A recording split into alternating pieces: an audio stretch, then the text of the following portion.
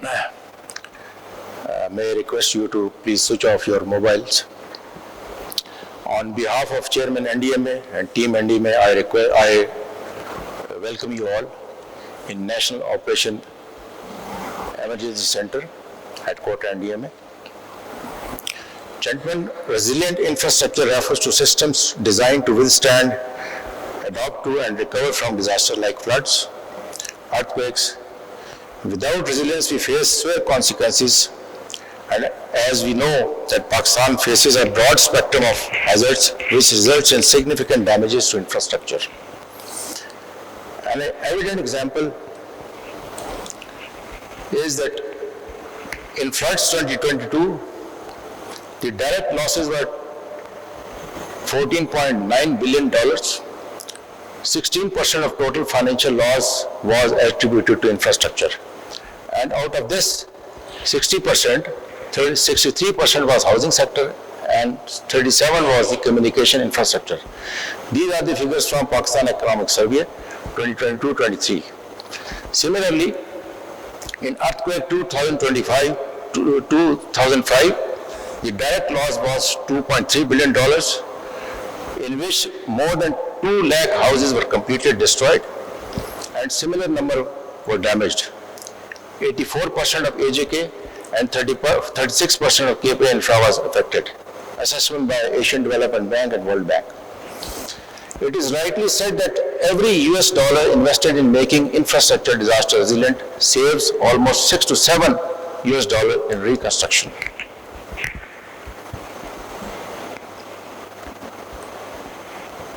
In response to increasing frequency and severity of national disasters, the Infrastructure Advisory and Project Development Wing was established in January this year, with the purpose of strengthening disaster resilience across the country. In Infrastructure and Project Development Wing, we have 2 sections: Infra Advisory, which is looking after the infrastructure audit mechanism. Let me tell you, this is the first ever initiative taken NDMA, and no such mechanism exists in Pakistan. We also issue infra advisories much before the disasters. We also provide technical support to PDMAs, promote disaster resilient, sustainable construction practices. As far as the project development section is concerned, we have established material hubs in 3 different locations in Pakistan according to the regions. The purpose of this material hub is to stockpile or pre-position those elements, those components which are required immediately after reconstruction of any disaster. We also collaborate with the relevant organization as we are having today. Methodologies for infra resilience, development of disaster resilience project proposals. Besides these operations, we have developed certain portals with the help of our technical team, like pre-disaster cost exposure portal and post-disaster damage assessment portals.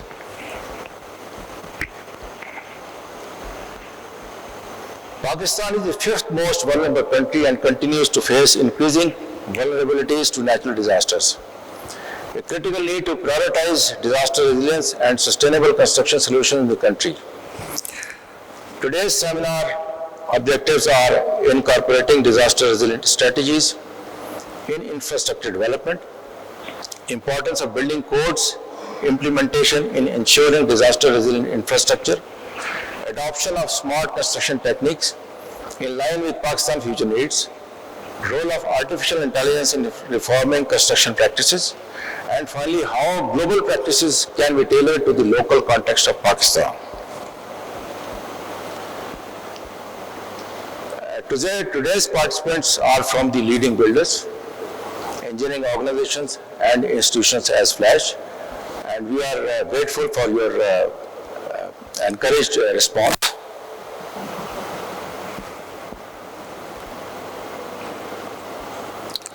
This would be today's our program. After the intro, there are 6 or 7 speakers. Mr. Hafizur Rahman from NASPAC, Ms. Maira Ali, she has come from Infrastructure Development Authority, Punjab, Dr. Mohammad Usman from NUST, Mr. Shahzad Umar from Mars, and probably Dr. Usman Hassan could not arrive. He's here. Mr. Imad, he is representing Wall Engineering, Dr. Zishanullah from NICA. Now I will request Manager Fawad to come and request the speakers in order. Ladies and gentlemen, our first guest speaker today is Mr. Hafiz Abdul Rahman. He is currently serving as the DRR expert in DRR and DRN section at NESPARC, having more than 16 years of professional experience in the domain of geotechnical, geohazards, landslide hazard mapping and mitigation. At NESPARC, he has been working at the position of section head in the DMR division since 2018. Additionally, he has expertise in the field of project management and has proved himself a successful project manager by handling 8 projects simultaneously. Now, I would request Mr. Hafiz Abdul Rahman to come on the rostrum and share his views and thoughts. Sir. Next.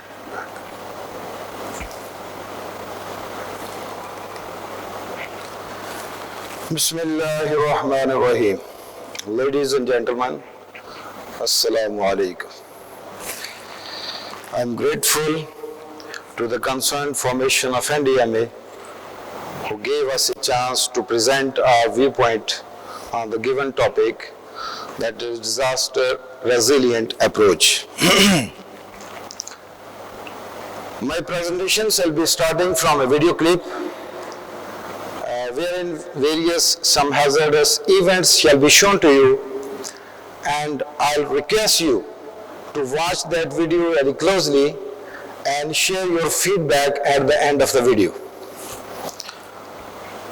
Laterally, we shall move forward with the solution to the problem, and the problem shall be identified from the video.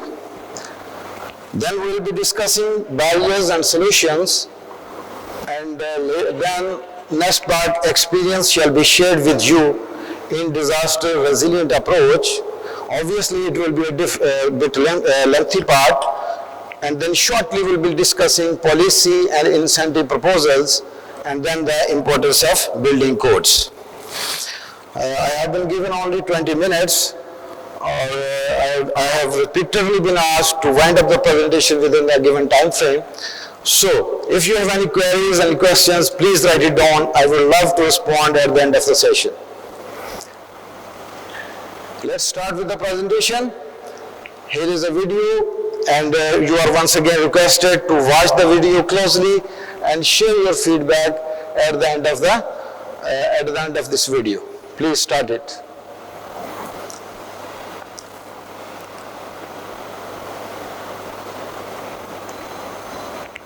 Click करें इसको.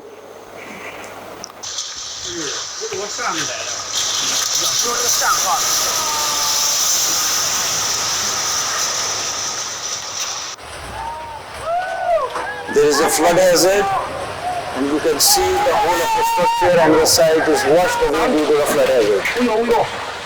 There is a landslide hazard, and the structure along with its site is washed away. In India, there is a flood hazard, and due to its undercutting by the flood hazard, the whole of the structure is collapsed. Again, there is an ingress of foreign material due to a landslide, and the residential area is disturbed.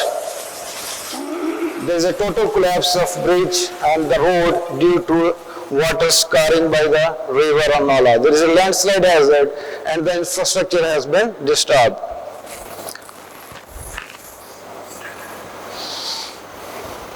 Again, there is a bank collapse, erosion, undercutting, flood hazard, and the site has been washed away. Along with there is an encroachment issue, and due to the scarring, erosion, undercutting by the Nala river, the whole of the structure is collapsed.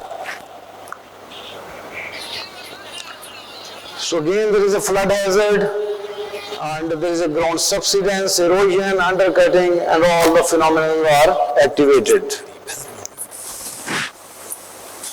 Total collapse of the structure due to a landslide in the low slopes,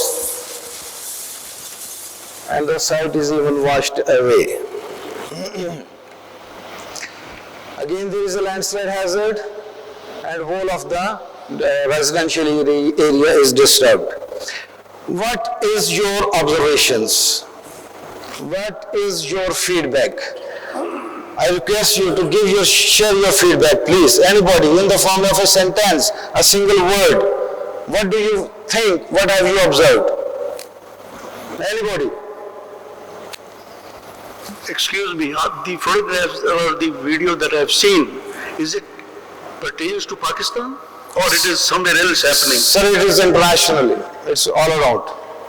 My view is, once we are talking about disaster management in Pakistan, we should show the Pakistani We state of need to affairs. understand the issue, sir. We Because need to the soil understand the conditions issue. are different, building construction is different, the structures are different, the rain intensity is We'll different. discuss in later. Okay. Please. Please keep that in mind. This is my view.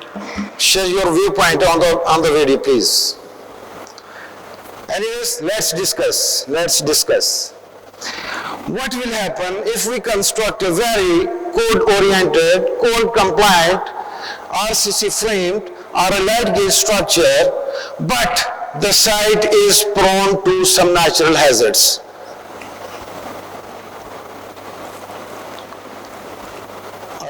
Is it fine with the slides? This one. Sir, मैं यही press करूँ.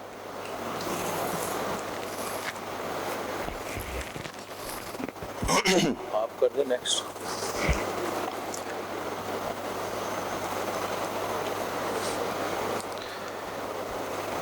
No matter whatever the type of construction was adopted, if the site is not stable, I think whatever the type of construction is adopted, that is of no use. The first and most important is the stability of that construction, that development site.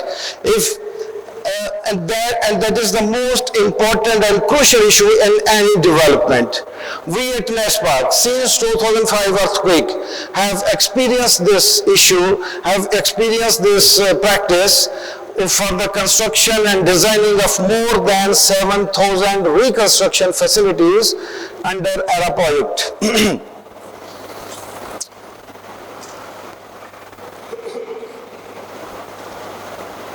So, in addition to stability of the site, ensuring land use control is another issue. Encroachment is another issue. As we are practicing this exercise since 2005, and we have reconstructed more than 7,000, so this major aspect is often overlooked. The site, the safety and stability of the site is often overlooked. So how to counter the solution? We have come up with 4 major steps. Number 1, if we are going for any development, any construction, we must look for the hazard identification prevailing to that site, construction or development site. The second step is assessment of those hazards prevailing to that construction site with respect to their nature, type, extent and severity and or probability of the hazard. Then the mitigation and prevention of those hazards prevailing to that site. And then lastly, we must go for preparedness. Preparedness is a long-term process. Let's discuss it individually. What is hazard identification? If we are, let's take an example. If we are going to construct a building in Islamabad, we don't need to worry about the tsunami hazard. And similarly, if we are going to construct a project or develop a project in Lahore, we don't need to worry about the landslide. So, every construction and development site has its own geohazard, prevailing geohazard scenario. We do need to identify, we do need to address, and how it will be identified. We do have historical profiles, satellite imagery interpretations, climate change scenarios, and obviously the stakeholders and the community consultation. The next step is assessment of the hazard. Obviously, we do need to assess the hazard with respect to their nature, type, extent and severity. And there are some regional hazards for which mostly the data is available. Like we have seismic zoning map of Pakistan, which is appended into building code of Pakistan. We have latest building codes. So seismically we can find what is the PGA values for Lahore, Multan, etc. But we do not have the knowledge of localized hazards. For example, if some site is prone to some blow-off, landslide, degradation, snow avalanches hazard, we don't have the data because this data is specific to that development or construction site and do need to be investigated prior to construction, prior to development. Then, based on the hazard assessment, the hazard prevention and mitigation is adopted. If the hazard is manageable, we must go for its mitigation through specialized engineering techniques based on the geotechnical, hydrological, and even seismic implications. And secondly, if the site is prone to some unmanageable hazards, then we preferably must avoid that area, or if the alternate site is not available, we must go for special preventive measures for that, against that prevailing hazards, unmanageable hazards. And the last part is preparedness. Preparedness is one of the most important aspects. I'll let you know, we will teach it, we will learn it through an example. We at NESPAC are doing a project with the PDMA Sindh, if someone is here from PDMA Sindh. So that is related to installation of early warning systems along the coast of Sindh. So one of the activity was to identify the earlier installed early warning systems. When we met with one of the stakeholders, that is my department, Karachi, we came to know they have earlier installed some early warning system along the coast. So when we came to know, when we asked, when we inquired about the functionality of the system, they shared they have checked that system in last 6 years only once. And when we reached to that early warning system site, the local community was not at all aware of that system. They just said, ऐसे लगे आया 2016, 17, 18 तो लगे आया कोई पता नहीं क्या function है इसका. So this is the level of our preparedness. So it is equally more important, even more important at all levels, even school levels, building levels, organization level, and departmental levels. Preparedness is fourth most important. So these are the 4 steps to make a site suitable for construction, to identify the safety and suitability of the construction site. So now my next part is related to barriers and solution. What are the barriers? Let's discuss one by one. I can't go into details. There is always a lack of awareness and knowledge. There is always lack of DRR expertise, lack of policies, and even policies if exist, there is a lack of implementation in letter and spirit. Finally, lack of interest by the stakeholders, individuals who are going for new developments, new construction. And what is the solution? The main solution is, most important is development of strong policies and strong implementation. And I think NDMA must play a role in implementation purposes. Next step is, my next part is related to NESPAC experience. We will share some of our experience done in these areas. I have categorized into 2 parts. Number 1, hazard assessment. Number 2, hazard prevention and mitigation. So if we talk about hazard assessment, I have further categorized into hazard assessment for strategically important buildings. Number 2, for rural developments. Number 3, for urban developments. So if strategically important, if we talk about strategically important buildings, so it's a building in Chhattar Class campus, Chhattar Class campus, King Abdullah University, Muzaffarabad. The project was initiated in around 2010, and NESPAC itself felt that this area should be categorized into various levels of hazards for safer land use planning, and the development should be focused toward the safer areas. Secondly, it's a Rawalakot campus of the same university. The same studies were carried out to make our new developments, new construction, focused toward the safer areas. It's another project which is a Tandali Forest complex. It was also a huge complex, and NESPAC identified that we must go for its safer land use plan to shift the new developments into safer areas. All these projects were initiated by NESPAC. no one was forcing us. We done it at our own end to make the future developments and construction disaster resilient. It is another project of JK University. They were going for new developments and they asked for identification of the safer areas for new developments. This is the final product of that JK University, wherein we have identified various level of hazards. The red zone shows high hazard, and then the light green tone shows relatively lesser hazard, and then the green tone shows safer areas recommended for future developments. If we talk about rural developments, rural planning, we have done studies for Shogor, Ilmat, Boni villages in Chitral and Gilgit-Baltistan. Furthermore, we have carried out these studies, hazard assessment and micro-zonation studies for 5 valleys in GB and Chitral area with various aerial extents that is related to around 37 kilometers square, 29, 12, 46 and 22.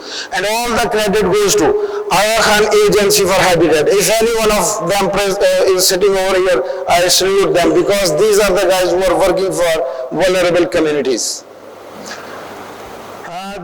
These are the few map documents of those areas. It is related to Boni, it's a Shogor village, I have micro-zonation map. What hazard micro-zonation or hazard assessment is, we have shown a case history with you. We will share different steps involved in these studies. First of all, this is obviously a location map. This is a regional geological map showing various geological units in that area. Then we have seismicity map, various epicentral data we have used for seismic hazard analysis, and then there is a geological faults. Here is the final geological final fault map of the area passing through the project area. Obviously, first step we have to acquire the satellite imagery. Then this is the boundary identified by the client, but this is the boundary identified by the NASPAT because some side slopes are always impacting our communities. These are the various shapefiles, location, drainage, roads, and this is the land use map of the area, existing land use, and surface geological map prepared for that project specific. We finalized, I have missed the slides where some geotechnical and geophysical investigations were also carried out. These are missed over here.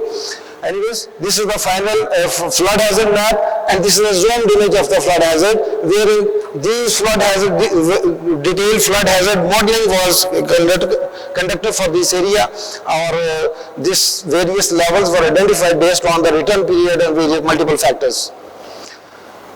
Another important parameters that was done for these studies was the landslide susceptibility analysis, and around 8 factors were identified for this analysis. And this was the product of that analysis, landslide susceptibility analysis. And later on, 9th factor, which is a seismic hazard, that was induced to make it earthquake-induced landslide susceptibility analysis. This is the seismic hazard map. Other prevalent hazard prevailing in the area, and this is the final micro-zonation map. I'm going through speedily going through it, and this is the final product, which is hazard model of that area. Hazard model was based on the synchronization of all the prevailing hazards with respect to their nature, intensity, probability, etc. And the final outcome of the project is the reverse of the hazard model, that is construction suitability or safer land use map of that area. The green area shows obviously the lesser hazardous zone, and the yellow area shows relatively more hazardous zone, and the red area shows high hazard zone. If we talk about urban land use planning, we have done these studies for multiple areas like Muzaffarabad, Chitral, this is final product of the map showing 2 killers, one is prone to hazard, other is cleared of hazards. And then these studies were conducted for Faizabad city of Afghanistan through an international donor, and this is the final product. The same studies were conducted for Gwadar Smart Port City project, spread over 1200 kilometers square area. And this is the hazard model of the area, final product, and this final layout, final master plan superimposed on our final land use plan. This is the Quetta map, beautiful story associated with this map. there was a Gai Khan hospital, there was structure failures, and one of the structural engineer was involved in that. They identified the design of the structure, they identified the geotechnical implications of that area, but they found nothing into that area. Then the case was referred to our division, that is Dorsal Management Reconstruction Division. When we plotted that location, it was falling into a hazardous zone, you can see. And then we closely observed it. It was located into active ground subsidence zone identified through our studies, and then a detailed mapping of that area along with mitigation measures were proposed, and the matter was solved. Second part is hazard prevention and mitigation. We have done many of these projects. We have shown you a few because lack of time. Vulnerable communities के लिए infrastructure we have carried out multiple projects. These are the details. Retrofit, it includes retrofitting and mitigation schemes. Here is the Russian area in Chitral city. The area was prone to bank collapse, erosion, loss of land, undercutting, and detailed mitigation measures were applied, and they are feeling secure now. Similarly, some Gabion walls, another area which was an important with respect to heritage. So it was also protected by application of mitigation measures, and this is another side. Retrofitting of school is another important parameters. These are the few pictures before the retrofitting. Before the execution of retrofitting, this is the design, and during retrofitting, and this is the final product. One important thing, through retrofitting, only 1/3 of the new construction is the expense. So by applying retrofitting techniques, we can make our schools, our important facilities, disaster resilient. Finally, 2 slides where I will discuss policy and incentive. What is the policy? What should be the policy? In our opinion, a geohazard assessment and mitigation report should mandatorily be made part of any development and construction project. Land use control is also another, and this report should be made part of the detailed feasibility and detailed design stages of the project. And what is the incentive associated with that? Identification of safe havens, obviously. Secondly, assurance of the proposed investment and long-term satisfaction for the client and the stakeholders. The last slide is related to Building Code of Pakistan. Building codes are very much important. Continuous updation is required. Implementation in letter and spirit is required. And finally, hazard assessment and mitigation related information should be made part of the building code. And obviously, its compliance is another issue and should be made mandatory. We wish Pakistan exclusively and the whole world in general a safer place to live. Thank you so much. Thank you, sir. Thank you for such an insightful and engaging presentation. Now moving on, it is my utmost pleasure to introduce our next guest speaker, Ms. Myra Ali.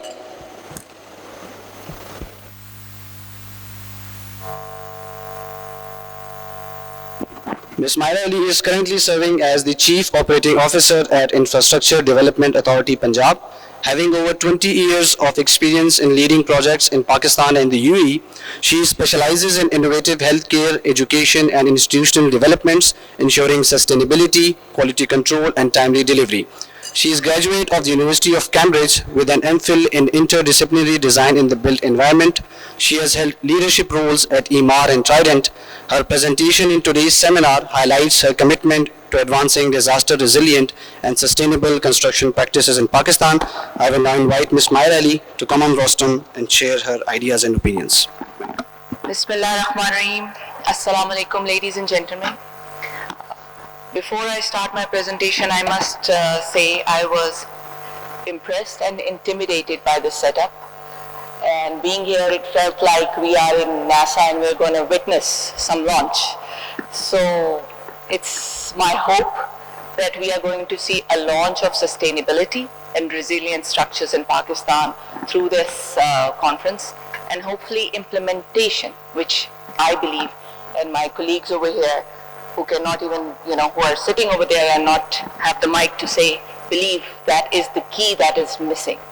So starting from there, I'll just have a brief introduction on IDAP first for the audience who doesn't know about IDAP. IDAP is the autonomous body of the government of Punjab. We were developed or established in 2016. We are pretty young, but we are doing what we can, little or big, to support sustainability of Pakistan. We actually call ourselves as a one-stop shop. We are a bit different from other agencies, stating that we have the specialities in us that we design, we develop, and then we help execute turnkey projects for our clients, which is mostly the government. We are fully PEPRA and AG audit compliant body. We in IDAP have different departments which we are so proud to present. We have architects, we have engineers, urban planners, project managements. We, I think, have the only biomed planning department available with us right now.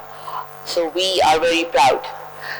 The mission of IDAP, I will quickly go through it, is that we have commitment to public safety, and I will state my own experience. When IDAP was formed in 2016, we were given a hospital to build. Unfortunately, before that, all the hospitals in Pakistan were not climate resilient, or I would say they did not have the envelope to be called as a sustainable building. None of the hospitals in Pakistan had what you call an envelope to have to deal with the heat that we are dealing with right now. We had like single glazed windows, and I had to fight my way through with PDWP just to actually tell them that this is it is very important and the need of the hour to get involved in new technologies and get the envelope of our building to the point that we use less energy. We actually consume lesser energy in our buildings, and especially public buildings, because any public building, any hospital is not of like say thousands of square foot, it's hundreds and thousands of square foot, and it is constantly requiring energy to operate and deliver. So we focus on sustainability, as in my introduction was said. Sustainability is very close to my heart. When I was doing my MPhil in Cambridge, I asked these questions from the greatest minds over there, from my professors and my colleagues over there, that why Pakistan has to put in so much into sustainability. We as a country are struggling already. When you in UK have used all the resources, and the first countries are the ones who have put the pressure on the natural resources. And to that, the reply that I got was that because we as Pakistan, or we as struggling countries, will bear the brunt of that change, the climate change. So we do not have the opportunity to select. We have to implement sustainability. We have to implement resilient structures to move onward. We do get involved in the sustainable projects. We do get involved with community needs as much as we can, big or small. We try to get involved. So our approach is manifold. We start from the design, and as the first speaker rightly said, it starts from the design. It starts from the site selection, which I think is totally ignored by most of the designers and also by any client that is trying to implement a project over there. We have seen floods, we have seen earthquakes, but still, after each flood, we see the same structures being erected again, more or less at the same place. And as one of my friend over there rightly mentioned, no one, when the structures are being erected, actually comes and pinpoints that this is not the right thing to do. This is not the right approach to do. So I think we need to stop and we need to interfere when the things are happening, rather than once they are done and we face the disaster. So we start with the site selection. We do try to get, as an architect, I do get involved with passive designing. I do give importance to north lighting. I do get importance to south-facing glazing. I do give importance to west-facing glazing. We try to avoid that so that, you know, the envelope of the building is healthy, it's less energy consuming. So I think we all hear temperatures, this is nothing new. It's not, my personal input over here would be that I believe that even as professionals, as team members of the same society, of the same profession, we are still using these terms of sustainability and resilience as jargons, which I think we need to stop using them and start implementing them. We need to be serious about it. As a public office holder, I would say that if there is a catch between, let's say, a more energy efficient building and a budget-friendly building, there is always a more tilt towards a budget-friendly building, which I believe we need to stop. We need to change our thinking to finally make something happen. We do site selection strategies. We do give emphasis on local material to be more sustainable. As an architect, as IDAP, we do give approach to first give priority to local available materials and stuff rather than importing materials. We have actually unlearned our lessons. If I go back even today to Badshahi Mosque and I walk around, I feel that beautiful breeze coming in and, you know, giving me that cooling effect even in June and July, which is absolutely missing from our buildings. We have forgotten the idea of verandas, which we used to enjoy, which actually gave help to passive cooling inside the buildings. Now, having said that, I know that there are buildings like hospitals which need specific designing and they are actually functional based. But most of the building, even our houses, we have stopped making verandas. We are more inclined towards putting the air conditioner, which has more negative impact on our environment or on our energy and on our feelings also. As IDAP, we actually put effort in doing biophilic designs. I will show you, I think, a couple of pictures of our projects where we do give emphasis for like an inside-out design. Because we deal with hospitals quite a lot, we do give emphasis for landscaping, which I think we have forgotten. We have started using trees like palm trees, which are not native to us, rather than, when I was young, I still remember a tree called bor in Punjab, which is nowhere to be found now. People used to enjoy, sit under the shade. It had its own ecosystem, which is missing. So I believe as a professional that we have stopped looking at our needs as Pakistan, as Punjab, what our needs is and what our demands are. And we have started relying more on mechanically available materials, or, you know, just a plug and play kind of a thing. So what we do is that, as I said, we do get involved in new technologies, but we give emphasis to biophilic design, we give emphasis to passive designs. We do get involved with a concept called the living walls and roofs, which actually not only makes your buildings look beautiful, but it helps to reduce the heat effect of the buildings. So we do that. We get impact resistant glazing. I think we are the only government agency which has implemented low E glass in many of our projects. It obviously costs more in the beginning, but it has its benefits in the long run.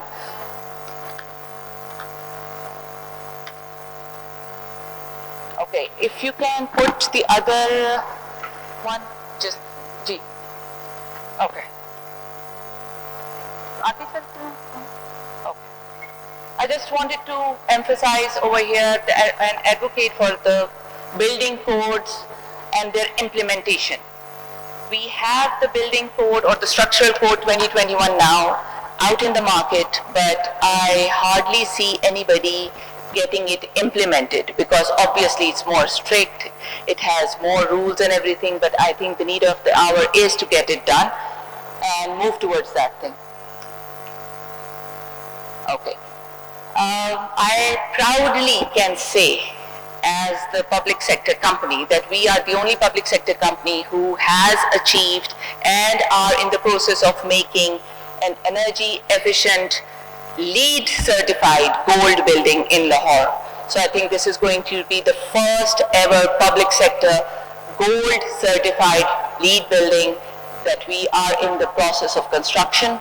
We have achieved it, the construction is going on. We have achieved the LEED gold certification for this particular building after getting 70 marks in the LEED certification. So I think this is a big building.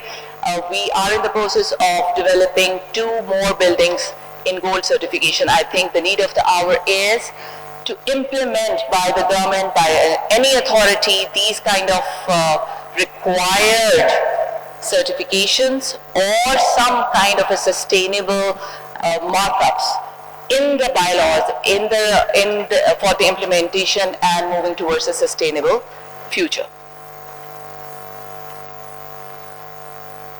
This is just an idea of how we got the 70 points and got the gold.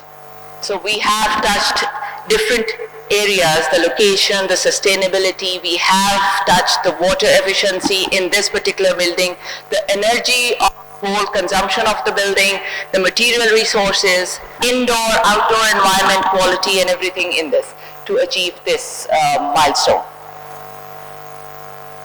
As I said, again, it's under construction and hopefully will be done soon. This is another building that we as an IDAP are constructing. This is again, we are aiming for the gold for this particular building and we are halfway through in the process. These 2 will be, I would say, the first ones to have an accredited LEED certification. We are proudly building an IDAP office building in Lahore and we will be aiming for the platinum for this one and we have our fingers crossed. But I believe that everybody has to put in their effort, big or small, to get to whatever, we want to be. But we need to build a sustainable, more climate resilient future for our future generations. Thank you so much. Thank you very much, ma'am. Thank you for sharing your expertise and knowledge with the audience. Moving on towards our third speaker of the session, Dr. Mohammad Osman. He is Head of Structures Department at NUST Islamabad. He completed his PhD in Civil Engineering from Korea Advanced Institute of Science and Technology. His research interests include 3D concrete printing, machine learning, earthquake engineering. Dr. Osman has a strong research profile with over 60 journal publications, and his publications have a cumulative impact factor of over 1,300 citations. Now I would like to invite Dr. Mohammad Osman to come on rostrum and deliver his presentation. Assalamu alaikum. Bismillahirrahmanirrahim. First of all, thank you very much for giving me this opportunity to share my thoughts with the very learned audience. My colleagues from NESPAC and IDAP, they discussed about the importance of energy efficiency and disaster resilience. So I'm here with a slightly different approach. So being a structural engineer, we always look for disaster resilience. My colleague here, she was complaining to me earlier that you structural engineers have made a very strict design code and it's very hard to implement, and like other colleagues also. So my focus today would be introducing you to a new technology. Instead of getting into strengthening the existing infrastructure, okay, why not we go for, and also it aligns with the theme of NDMA, that is Build Back Better. So once we face some disasters, we are always overwhelmed by the relief efforts. So what happens is we are kind of building the similar structures again. So I'll just this is the outline of my presentation. So I'll just skip these few slides because initially the sequence of my presentation was first, so I thought maybe I should go over the disaster aspect, but since my colleague has already covered, and also standing at NDMA and telling about disasters seems like a bit of showing light to the sun. So I'll just start with this small infographic where there are different, aspects of disaster prevention. So first thing we can do is we can reduce disaster risk.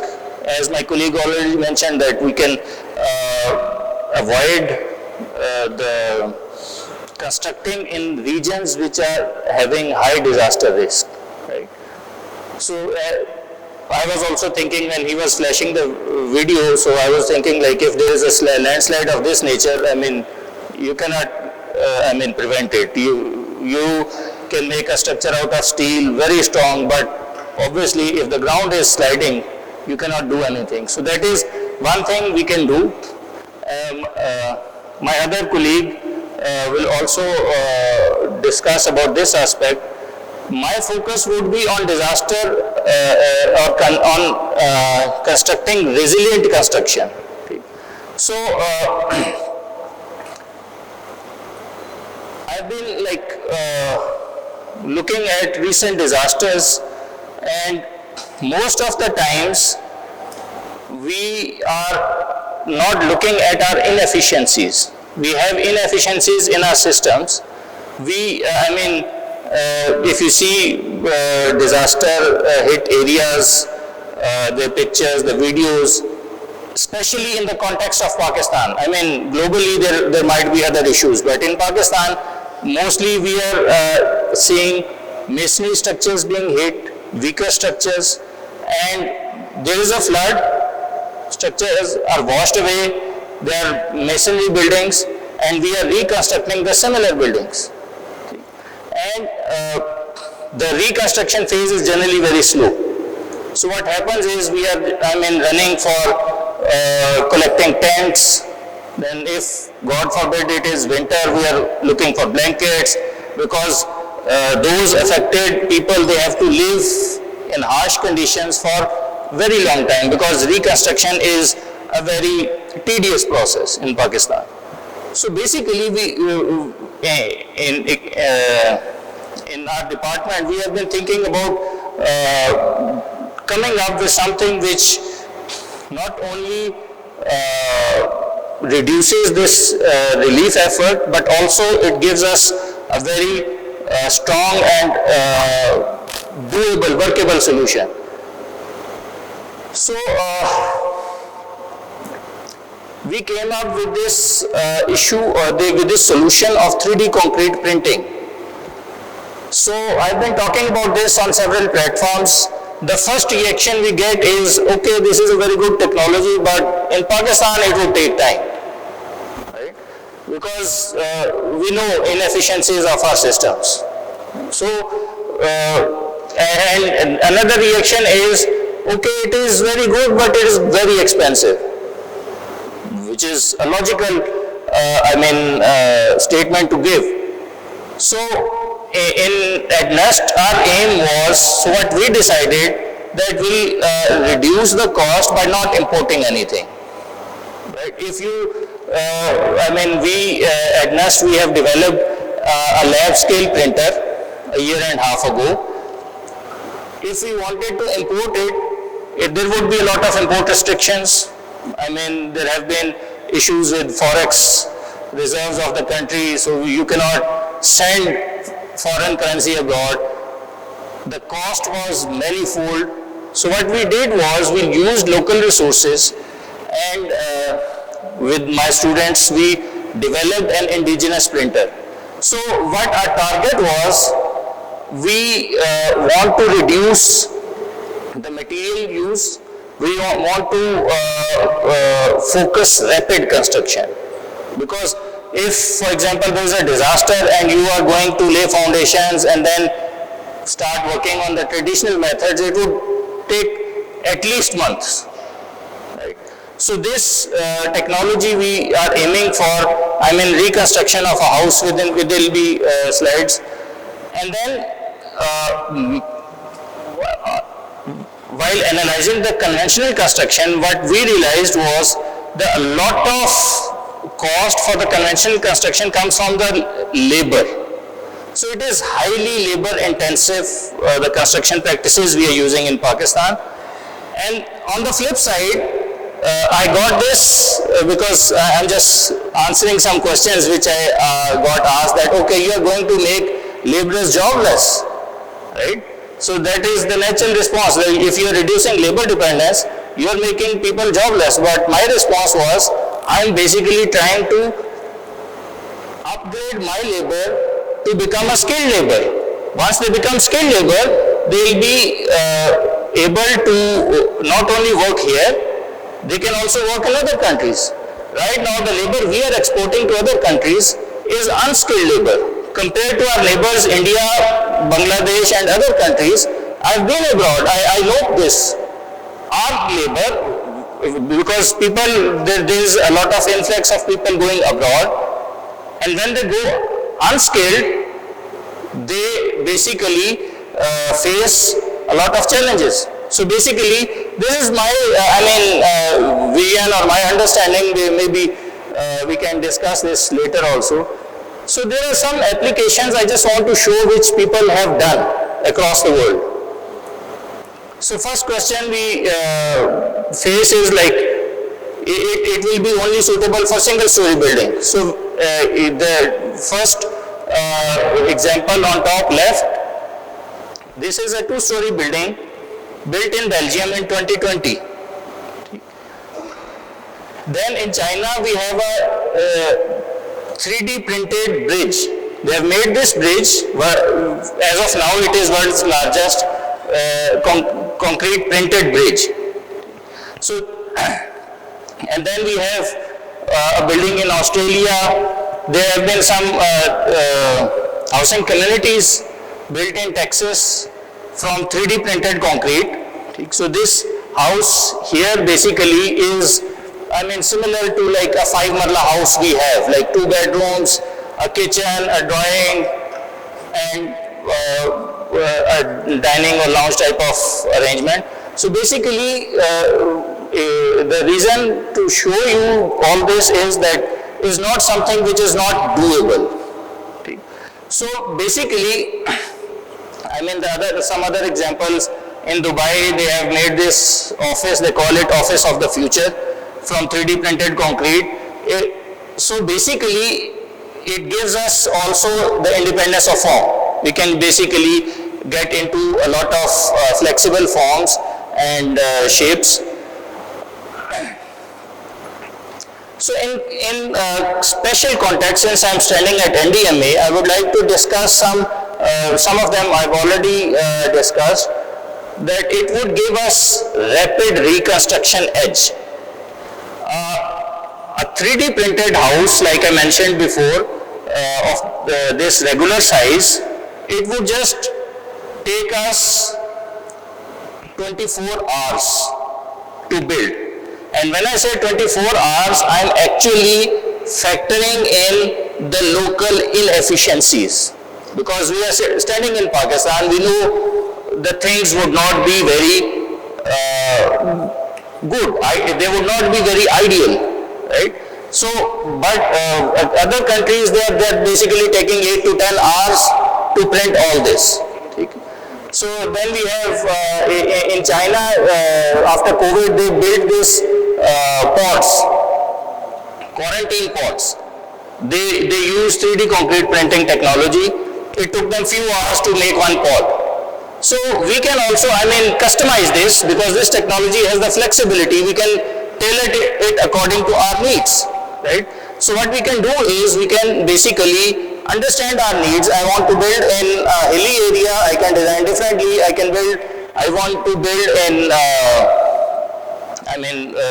some desert, so it can be designed differently. The second point here, that is mobile printing units. So right now we have a lab scale printer. We are working towards making it at least a room size printer, and we are basically aiming to make it mountable on a truck or something.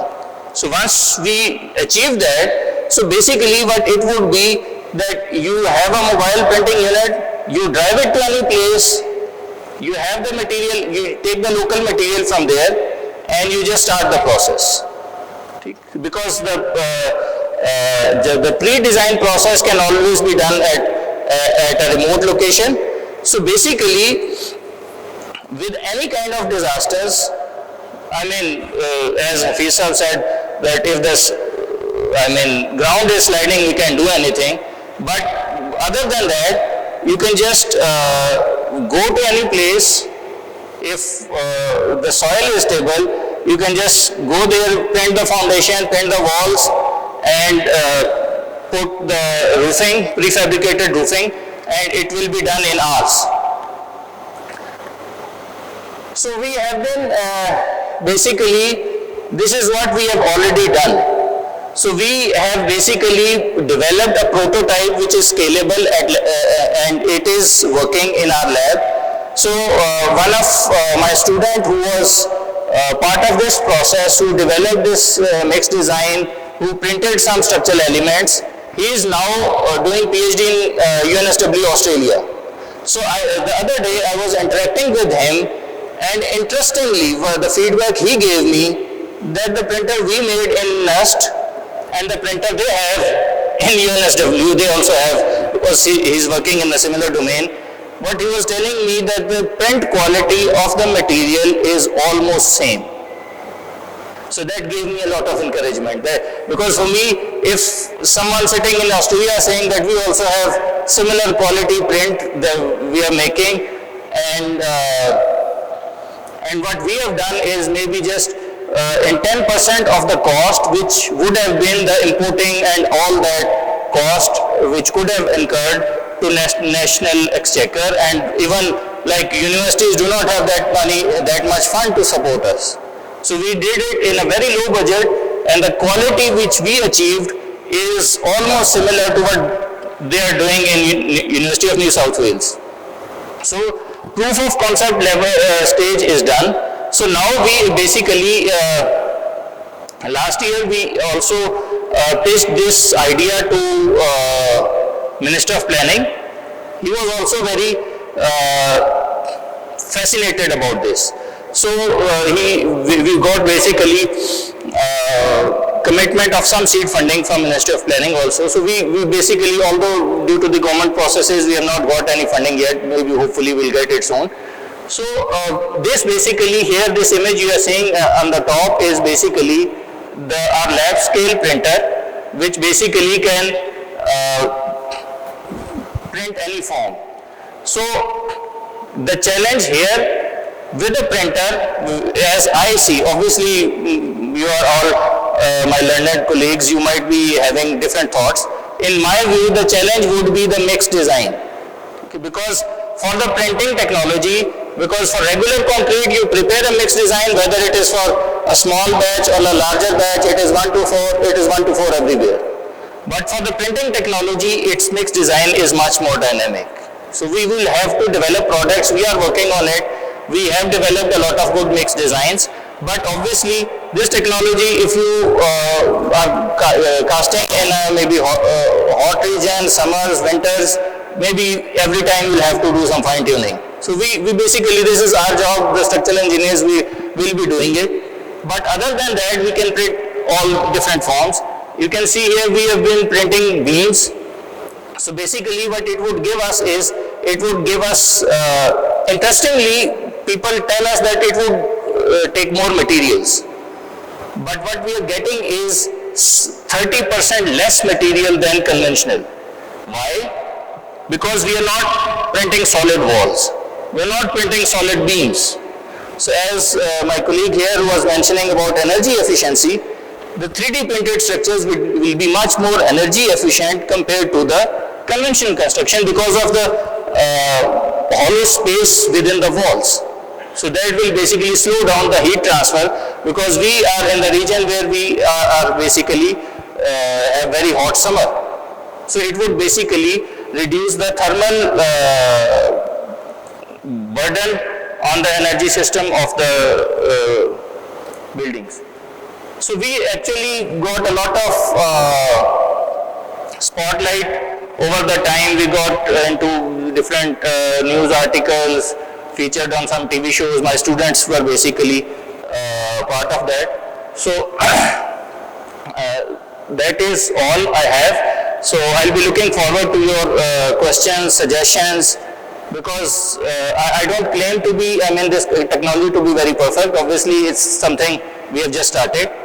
I might have some, I might benefit from your suggestions. I might be looking forward to your positive feedback. If someone wants to collaborate, we have actually developed a tech startup also under the umbrella of Nest Holdings, so as to just streamline our processes. So basically, thank you very much. Thank you, sir. Thank you for your sharing your research knowledge. Moving on towards our next speaker of the session, Mr. Shehzad Umar. He is the head of business development at Mars, Pakistan. He is a civil engineer and also has a bachelor's degree in occupational safety. Having over 26 years of experience as consultant and lead trainer, he has also worked with German technology engineering firms for 18 years as lead quality, health, safety, environment and energy. He provides engineering solutions, consultancies and trainings. His company has recently introduced a new concept in sustainable construction that will help achieve the goal of quick rehabilitation as well as cheap housing. Now I will invite Mr. Shehzad Umar to come on the rostrum and share about his projects and नहीं मैं तो अभी time शुरू नहीं हुआ, time completed की उन्होंने chit पहले से रख दी एवरीवन इज ओके मेरा इंट्रोडक्शन दे दिया तो लेट्स स्किप द इंट्रोडक्शन मेरा ये एक कॉन्सेप्ट अक्सर लोग कह रहे थे वी आर एक अर्ली स्टेज के ऊपर तो हम इतने अर्ली हैं कि वी कॉल आवरसेल्फ इन्फेंट्स ज़्यादा अर्ली स्टेज के ऊपर हैं हमारी कंपनी जो है पहले initially it was initiated 2 years back it's a startup हम इनिशियली पंपिंग एंड हाइड्रोलिक्स के अंदर अपनी सर्विसेज दे रहे थे energy management training and media visualisation लेकिन यह है कि रिसेंटली हमने 2 प्रोडक्ट लॉन्च किए हैं एक फायर रेजिस्टेंट सेफ और फोल्डेबल स्पेसेस तो today will discuss more about foldable spaces the theme behind is foldable spaces about solution that quickly deploying spaces, may it be work, a house, public utility or just a temporary accommodation, a fully equipped furnished or just a vacant space in less than 30 minutes. मेरे सामने एक model भी है लेकिन इस model को मैं थोड़ी देर बाद यूज करूंगा क्योंकि इसके आगे एक वीडियो है आई एम श्योर कि उससे आपको एक पूरी फंक्शनैलिटी उसकी पता चल जाएगी जिस वक्त ये फुल डिप्लॉय हो जाता है तो wrapping it up would be as easy as setting it up where the complete space just folds down to its 3 to 9 times its original the full space. जब आप उसको wrap up करते हैं तो अगर आप इसको देखेंगे तो ये एक मॉडल है if it is fully open तो it opens like this इसके flaps दोनों तरफ खुल जाते हैं and when it's wrapped up it reduces to 3 to 9 times its fully occupied space or it is very easy to transport through a flatbed trailer ये मैं कितनी ज़्यादा हम इसको ट्रांसपोर्ट कर सकते हैं वो भी आगे आपको वीडियो के अंदर आपको शो होगा so we say you simply carry your space around wherever you go ये एक वीडियो है प्लीज इसकी आवाज होगी वो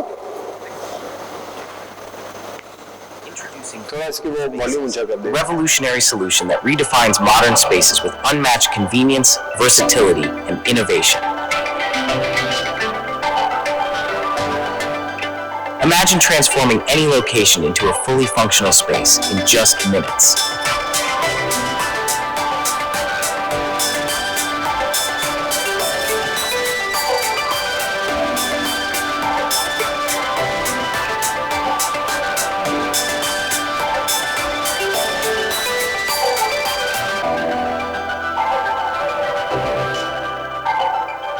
Built with a robust steel frame and covered in UPVC sheets, Foldable Spaces features world-class, locally manufactured materials that range from 2.5 millimeter to 3-inch ventilated sheets, ensuring top-tier insulation in extreme hot or cold conditions.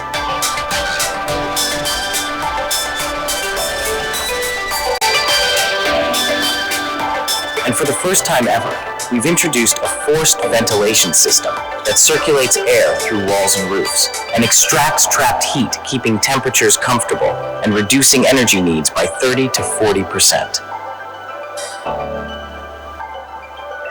Ability to fold and reduce its size by 3 to 9 times allows transporting multiple foldable spaces to the site on a single trailer where it is offloaded, deployed, and ready to occupy.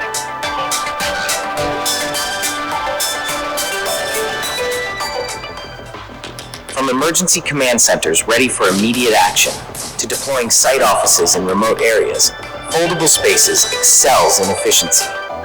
Picture a shelter community swiftly established in a disaster-struck region, or a portable restroom facility set up seamlessly in remote locations. With Foldable Spaces, you can even pack your home and take it with you, or set up a fully furnished hotel room right in your backyard. Build your dream camping pods or personal resort anywhere, anytime. Now this also makes it possible to carry showroom outlet for a roadshow. Explore our Minimal Series range, available in 3 versatile variants, all featuring customizable options to suit your unique needs. Ready to fold away your space? Visit our website or contact us today to learn more about Foldable Spaces. तो इसकी जो concept वो ये है कि इसके अंदर जो आपको जो मैंने यहाँ पे ब्रोशर्स अपने पास रखे हुए हैं, ये आप जिनको भी इंटरेस्ट हो आप you can have the brochure. और इसके अंदर 3 हमने इस सीरीज का नाम हमने रखा है जी मिनिमल सीरीज। मिनिमल सीरीज हमारी इस पूरी लाइन का पहली सीरीज है। मिनिमल का मतलब ये है कि it can reduce its size to its minimal. ये जिस वक्त आपका एक मॉडल सा बना हुआ है, ये एक ऑलमोस्ट स्केल्ड है, एग्जैक्टली स्केल्ड नहीं है, लेकिन मिनिमल 2 सीरीज है कि जिस वक्त आप इसको फोल्ड करते हैं तो इसकी जो ये डायमेंशन है इट जस्ट बिकम 2 फीट। और इसके साथ इसका एक एडवांटेज और डिसएडवांटेज ये है कि आप बहुत सारों को एक साथ कैरी कर सकते हैं, लेकिन इसके अंदर फिक्स स्ट्रक्चर्स नहीं रख सकते। लेकिन जो बड़ी सीरीज है जो कि फोल्ड होने के बाद 4 या 8 फीट होते हैं, आप इसके अंदर पूरा फर्निश्ड घर अकोमोडेट कर सकते हैं अलॉन्ग विद एयर कंडीशनर्स। आपकी जैसे मैंने यहाँ पे एक देखा है तो मोबाइल यूनिट है, उसके पूरे इक्विपमेंट है, you can actually pre install, you fold it away, you take it along, और जहाँ पे भी आपको विद इन 30 मिनट्स आप इसको डिप्लॉय कर सकते हैं। It can be mounted on the vehicle as well. इसका जो कॉन्सेप्ट एप्लीकेशन, इसका ये पॉइंटर,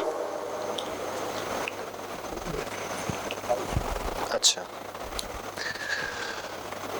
इसका जो एप्लीकेशन है of course affordable accommodation, so it's not only for disaster recovery, ये एक जनरल पब्लिक के लिए भी इसकी यूटिलिटी है। Disaster relief activity of course ये यहाँ पे हम we are sitting at the right place.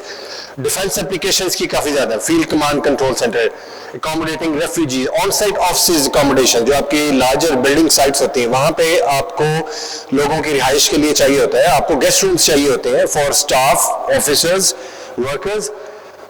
Public toilet, washroom आपका फुली इक्विप्ड, प्री इंस्टॉल्ड, तमाम आपके जो उसके अंदर WCs हैं वो सारी चीजें फुली इंस्टॉल्ड, आप कहीं भी जाके रख सकते हैं। You just plug in your sewage connection और it is ready to use. Adventure enthusiast, portable hotel room, exhibition, portable showrooms, आप पूरे अपने जो showroom है, if somebody is into like a retail आपकी कोई है outlet है, तो आप इसको भी you can carry your own outlet anywhere. और of course eco conscious customers. अच्छा, हम जब सस्टेनेबिलिटी की जब हम बात करते हैं कि सस्टेनेबल कंस्ट्रक्शन, तो एक चीज बड़ी इंपॉर्टेंट मतलब है कि सस्टेनेबिलिटी जो है it's not only the energy, वो बहुत सारी और चीजें हैं। सबसे पहले तो ये रिसाइक्लेबल मटेरियल, इसके अंदर mild steel which is recyclable, we can melt it away. उसके बाद आप ये UPVC शीट्स हैं, ये आपके अगर आप देख रहे होंगे तो ये थिक शीट जो सबसे जो हाईएस्ट इंसुलेशन पैनल है, It is a ventilated panel. This can be shredded and remolded into the similar thing. तो ये कोई imported technology नहीं है, it is right in Pakistan. इसमें से कोई चीज़ एक पेज भी कहीं बाहर का नहीं है. Everything is sourced within Pakistan and made in Pakistan. ये आगे चला गया. Least damage to natural landscape, no permanent structure. आपको कोई foundations नहीं बनानी है, आपने कुछ नहीं करना है. It sits on the ground. अगर आपकी normal जो soil होती है, जो compacted soil जो normally है, so कुछ भी नहीं करना. It just sits over the ground. तो आप किसी किस्म का natural landscape आप तबाह नहीं कर रहे हैं. Energy efficient, better heat insulation. ये तीन इसके अंदर options, ये with least insulation material, medium insulation, क्योंकि आप जब ब्रोशर देखेंगे तो उसके अंदर भी मीडियम, स्टैंडर्ड, मीडियम और हाई इंसुलेशन. इसे 1 इंच थिक, और इससे पहले जो मैंने आपके सामने शेयर किया था, this is the maximum insulation 3 inch thick panel. तो इसकी एक अपनी इंसुलेशन, और जो मैंने इसमें एक फोर्स वेंटिलेशन का एक कॉन्सेप्ट थोड़ा सा पहले बीच में बताया था, वो इसके अंदर स्ट्रक्चर के अंदर हमने प्रोविजन रखी है कि we have a ventilation fan, you can attach it to the structure, और इसके अंदर से वो एक ड्राफ्ट ऑफ एयर जो है वो बीच में सर्कुलेट करेगा from roof to from walls to the roof. तो आपकी किसी किस्म की भी कोई हीट ट्रैप नहीं होगी, तो डेफिनेटली अंदर नहीं आएगी. तो सिर्फ वही हीट आपकी अंदर हो सकती है जो कि एक आपके जनरल एटमॉस्फेयर की है. तो the structure does not trap heat. तो इसकी डेफिनेटली आज सस्टेनेबिलिटी बात करें तो इसकी जो एयर कंडीशनिंग कॉस्ट या हीटिंग कॉस्ट, ये सिमिलरली अभी रिसेंटली ट्रायल में है. ये एक कोल्ड स्टोरेज के अंदर भी यूज कर रहे हैं विदाउट एनी फिलिंग. अदरवाइज इसके अंदर हम पीयू फिलिंग कर सकते हैं, बट उसके अंदर भी अंडर ट्रायल है, और उसके लिए भी अब तक के हमारे जितने उसके अंदर ये बिल्कुल ठीक जा रहा है. Light weight, lower carbon footprint. Definitely जब आप मैन्युफैक्चरिंग आपकी कम है, तो इसके अंदर मटेरियल कम है, तो कार्बन फुटप्रिंट भी इसका कम है. Wide application, applicability, low cost combination, end of course हम इसकी रूफ टॉप के ऊपर, इसके नीचे सील स्ट्रक्चर इस तरह के, हम इसके ऊपर सोलर पैनल्स माउंट करके आप उस ड्रीम को भी एक लिव कर सकते हैं, like living of the grid. अच्छा, इसकी स्ट्रक्चर जैसे मैंने आपको बताया, ये वही चीज, इसका जो फ्लोरिंग के बारे में नहीं बताया था, तो बेसिकली नीचे सीमेंट बोर्ड और उसके ऊपर विनाइल फ्लोरिंग है. UPVC profile doors and windows हमने इसके अंदर स्टैंडर्ड दिया है. Definitely you can go up, you can go down, but this is what we are offering as a standard. Launch हमने जो किया है मिनिमल सीरीज, इसको हम मिनिमल सीरीज कहते हैं, लेकिन हमारी दूसरी सीरीज जो है वो भी इस वक्त अंडर प्रोसेस है. इस वक्त ये सिंगल स्टोरी हम बना रहे हैं, बट इसका जो नेक्स्ट फेज के अंदर मिनिमल सीरीज डबल, आप you can place another unit on top of it. उसका स्ट्रक्चर में थोड़ी सी चेंजेस है, लेकिन वो ऊपर आ सकता है. प्लस अगर आप ये एक 2 मरले का घर आप इससे 30 मिनट्स के अंदर इरेक्ट कर सकते हैं, और अगर आप इसको ज्यादा बड़ा चाहिए तो simply you add more structure, और उसकी कंस्ट्रक्शन इस तरह की है कि वो अपनी वॉल्स के साथ सीमलेसली इंटरेक्ट होकर, सिर्फ बीच की वॉल खत्म करनी है और आपका पूरा घर बड़ा तैयार हो जाता है. उसके बाद एक नई जो एक और सीरीज है, ये लेगो सीरीज, वो इसके हमारे नेक्स्ट फेज में है. वो it is kind of a building blocks, हमेशा हम बचपन में खेलते होते थे, वो इससे थोड़ा सा हटके है. You can place like Legos, उस तरह से आप उसको जिस तरह मर्जी से आप बना सकते हैं, बट वो ये नहीं है. वो इट इज मोर लाइक बिल्कुल 1.5 फुट थिक, एक समझ लें फोल्ड होके इतना हो जाता है. जिस वक्त बड़ा होता है it is a full container size, और you can make building blocks out of it, but this is yet to be launched. ये मिनिमल 2.0 जिसका मैंने मॉडल आपको किया था, कि इसका जो folded width 2 feet, length is 20 and height is इधर 8.5 फुट है, but this is 9 feet. Fully extended 18 feet, एक साइड 8 फुट खुलेगा, दूसरी साइड 8 फुट खुलेगा. तो it is fully extended is 360 square feet और folded 40 square feet. So is size reduction of 9 times. इसका total weight, portability है 40 feet trailer के ऊपर you can carry 8 of these.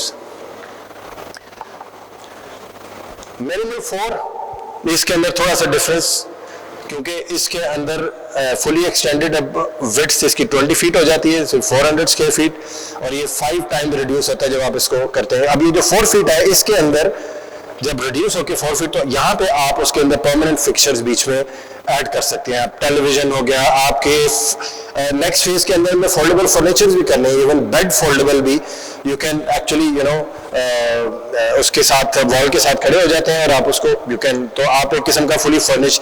नीचे जो स्टार रेटिंग है इसके लिए है कि ये साइज रिडक्शन, इसमें पहले में 3 स्टार था, इसमें 2 स्टार, पोर्टेबिलिटी उस पिछले वाले से थोड़ी सी कम, और परमानेंट फिक्सचर्स इसके लीस्ट है। और जो नेक्स्ट है इसके अंदर परमानेंट फिक्सचर्स इसमें सबसे ज्यादा, डेफिनेटली साइज रिडक्शन उतनी ज्यादा नहीं है क्योंकि ये फोल्ड होने के बाद भी 8 फुट का रहता है। अब यहाँ पे आप फुली फंक्शनल हर इक्विपमेंट बीच में इंस्टॉल कर सकते हैं।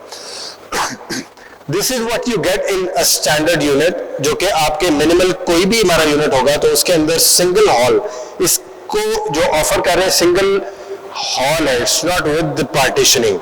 तो पार्टीशनिंग इज इन कस्टमाइजेशन, क्योंकि किसी को 2 कमरे चाहिए, किसी को 1 चाहिए, किसी को वॉशरूम, किसी को इस तरह से चाहिए। So this comes with no partition, door, 2 windows, light sockets, indoor lights, outdoor light, structural footing उसके नीचे आपकी, it sits on the footing, and all the wiring connections done. Doors and windows, single glaze, UPVC profiles, और HVAC और LED TV के लिए वहां पे आपको एक जगह मिल जाती है, बट ऑफ कोर्स टीवी हम नहीं साथ दे रहे, वो आपको अपना ही लाना पड़ेगा।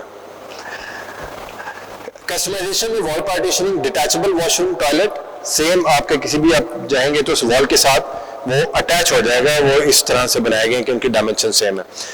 एडिशनल डोर्स, विंडोज हो सकते हैं, flooring, foldable furniture, Skylight, additional lights, additional sockets, facade, color scheme, special equipment mounting, wheel mounted structure, solar UPS generator, जिस तरह भी आप you can imagine। Sorry, आगे चला गया। ये मैंने आपको बताया था जो फोर्स वेंटिलेशन, इसके लिए जो हॉलो पैनल्स हैं इसका फायदा ये है कि इसके अंदर से एक आपका ड्राफ्ट ऑफ एयर पूरा रेगुलेट हो जाता है, और यहाँ पे हमने एक फोर्स वेंटिलेशन, एक फैन भी लगाया हुआ है। 3 इंच पैनल्स जो हैं वो ऑलरेडी काफी इंसुलेटेड हैं, but if we use it with the ventilation, definitely उसके फिर स्ट्रक्चर के अंदर पैसेजेस वो सारे क्रिएट करने, वो उसकी थोड़ी सी एडिशनल कॉस्ट होती है। बट ये है कि it what manufacturer of this panel claim कि ये 8 से 10 डिग्री बाहर से फर्क डालता है। मैं कहता हूं कि अगर इसमें फोर्स वेंटिलेशन हो तो at least we can reduce inside temperature to 12 degrees in hot summer. अगर इतना हम टेम्परेचर डिफरेंस कर सकते हैं, क्योंकि ये हमारा अभी रिसेंट प्रोडक्ट है तो अभी तक गर्मियों में ट्राई हुआ नहीं है, but 12 degree is much achievable. Minimum इसकी requirement, site requirement, just level surface, stable हो, सॉलिड मतलब बिल्कुल ही फ्रिम्जी ना हो, level up to 3/8 of an inch, electrical supply and nearest drainage. That's all what we need on site. Handling and transportation, 20 or 40 feet flatbed, 3-ton lifting arrangement for offloading and 4 to 6 people to unfold and secure. Wind stability, ये बहुत सारे structure engineer के सामने इस तरह की बातें करना थोड़ा सा जरा बहुत डर लगता है, लेकिन मैंने काफी हद तक कम करके इसको 80 miles per hour without anchoring इसको हमने कैलकुलेट किया है। So you do not need to anchor, you just place it, क्योंकि इसका वजन तकरीबन 2-2.5 टन, 2.5 से 3 टन के बराबर हो जाता है, और इसकी जो आपके ड्रिफ्ट होने का चांस नहीं है। और अगर ऐसी जगह है तो यस, उसके जो फीट है यू कैन ग्राउट इट, तो वो भी फास्ट सेटिंग ग्राउट से इट्स मच अचीवेबल। ये कुछ सेटअप्स हैं जो कि आप के लिए कि हम इससे क्या क्या कर सकते हैं। ये मिनिमल 4 है, जिससे हमने एक 6 बेड डॉर्मेट्री बनाई, 4 बेडरूम सेटअप, इसके एक मेन दरवाजा ये मिनिमल 8 के साथ है, बीच में कॉरिडोर और 4 बेडरूम्स, ये बाहर से एंट्रेंस 4 बेडरूम की, ये एक आपको जैसे कंट्रोल सेंटर, व्हीकल माउंटेड, ये जो फिक्स स्ट्रक्चर है it remains on the vehicle, and the foldable जो एक्सटेंडेड स्ट्रक्चर वो बाहर निकल के जमीन के ऊपर आ जाता है। वॉशरूम, ऑफिस, ये मिनिमल 4 के साथ 2 ऑफिस है, मिनिमल 8 के साथ उस तरफ 2 और आ जाएंगे। ये एक किस्म का, ये आपका ये दिखाने के लिए कि जिस वक्त फोल्ड होगा तो ये सारा फर्नीचर आपके इस फिक्स जगह पे चला गया, और फोल्ड होने के बाद So that's how we actually fold it. ये detachable washroom 6x6 का, तो ये जनाब that's all from my side. और हमने इसका fully functional, पहले हमने इसका प्रोटोटाइप बनाया छोटा, फिर हमने एक मिड साइज इसका एक प्रोटोटाइप बनाया. जब ये सारा कुछ फंक्शनल हो गया तो इसका फुल साइज बना लिया. Structure functionally everything is ready, painted, उसकी शीट्स लग गए हैं, सिर्फ फाइन ट्यूनिंग हो गया. आई वुड हैव लव्ड कि हम वो यूनिट यहाँ पे ले आते, but we required a trailer. तो अगर वो हो जाता तो मैं खासा you could have actually stepped in और उसको देखते. बट एनीवन इंटरेस्टेड, आप कांटेक्ट करके हमने एक जगह लेके इसको वहाँ पे इरेक्ट कर दिया. तो you are most welcome to visit. ये चकला स्कीम 3 के विसिनिटी में है, fully functional. Thank you very much. And portfolio with us. I hope the audience enjoyed the video and the prototypes as well. I think we need a minute to refresh our presentation as we receive Dr. Usman's presentation after the start of the session.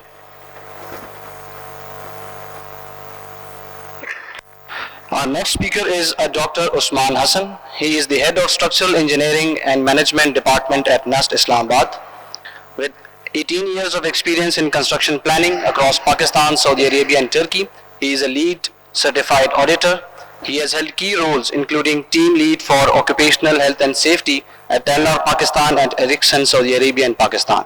He co-founded a technology startup in Turkey focused on AI and sensor networks for construction data acquisition.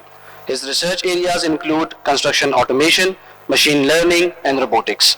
I will now invite Dr. Usman Hassan to come on rostrum and deliver his presentation.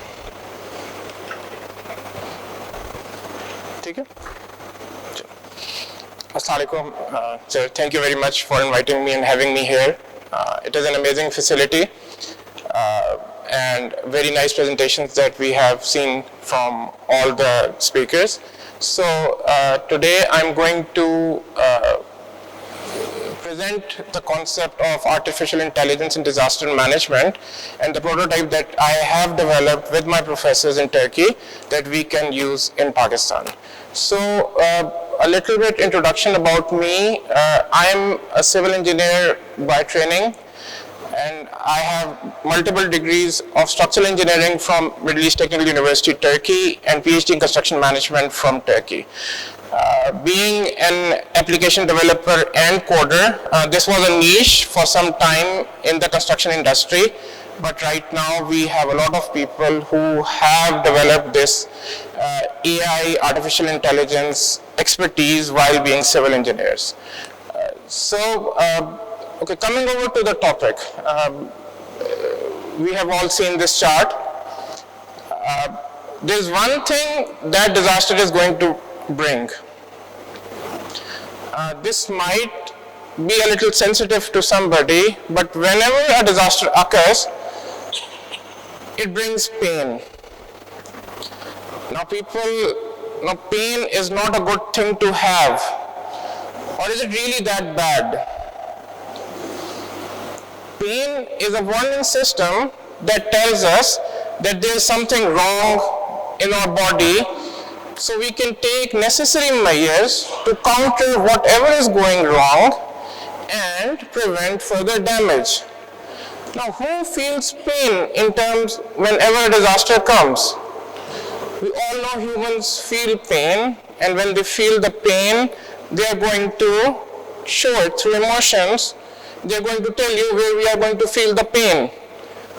But only humans are not feeling pain whenever a disaster occurs. Your infrastructure also feels the pain. The earth is also feeling the pain. But that pain cannot be seen, cannot be observed, because infrastructure and earth does not have emotions. Now it is quite possible that a human being there's something going wrong inside the human being, but you do not know that there's something going wrong. Like in cancer, sometimes it is diagnosed as stage 3 and stage 4.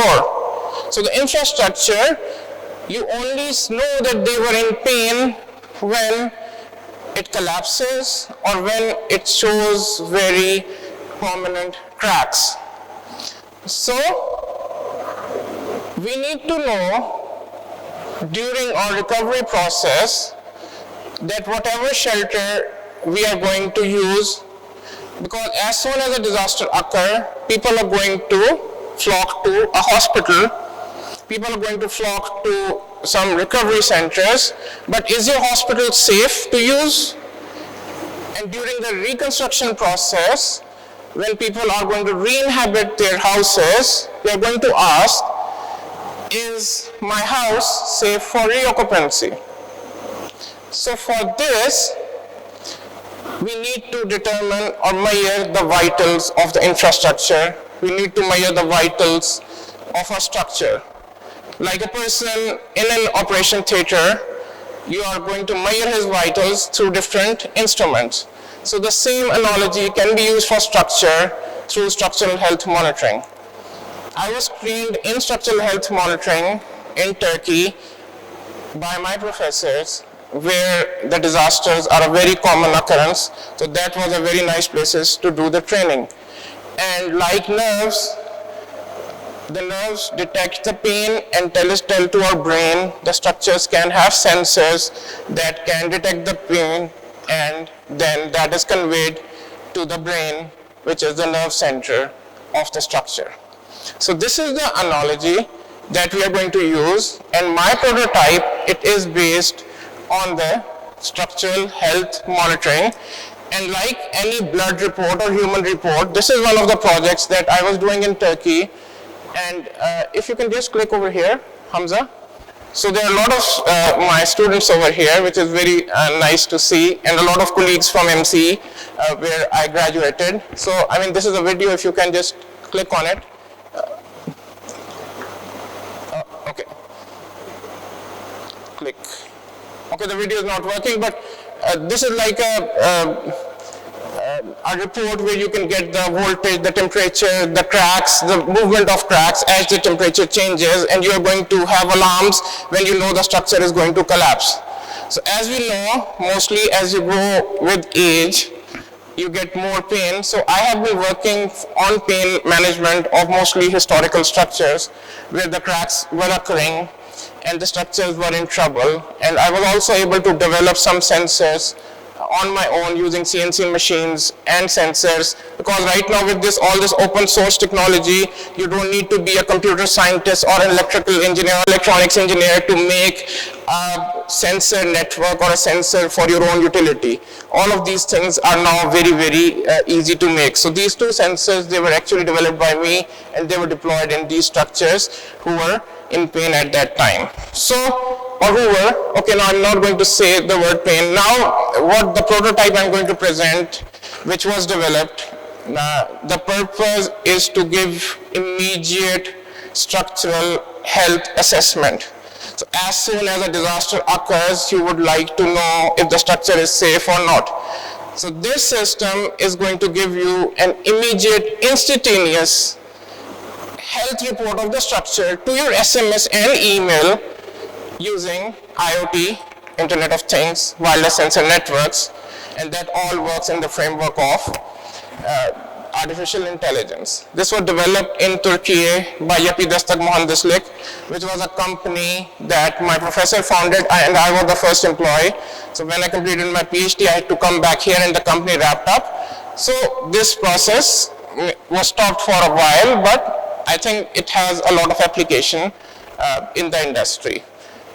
So the objective again is to tell you through email and SMS what is the actual status of your structure. You're going to see some Turkish words over here.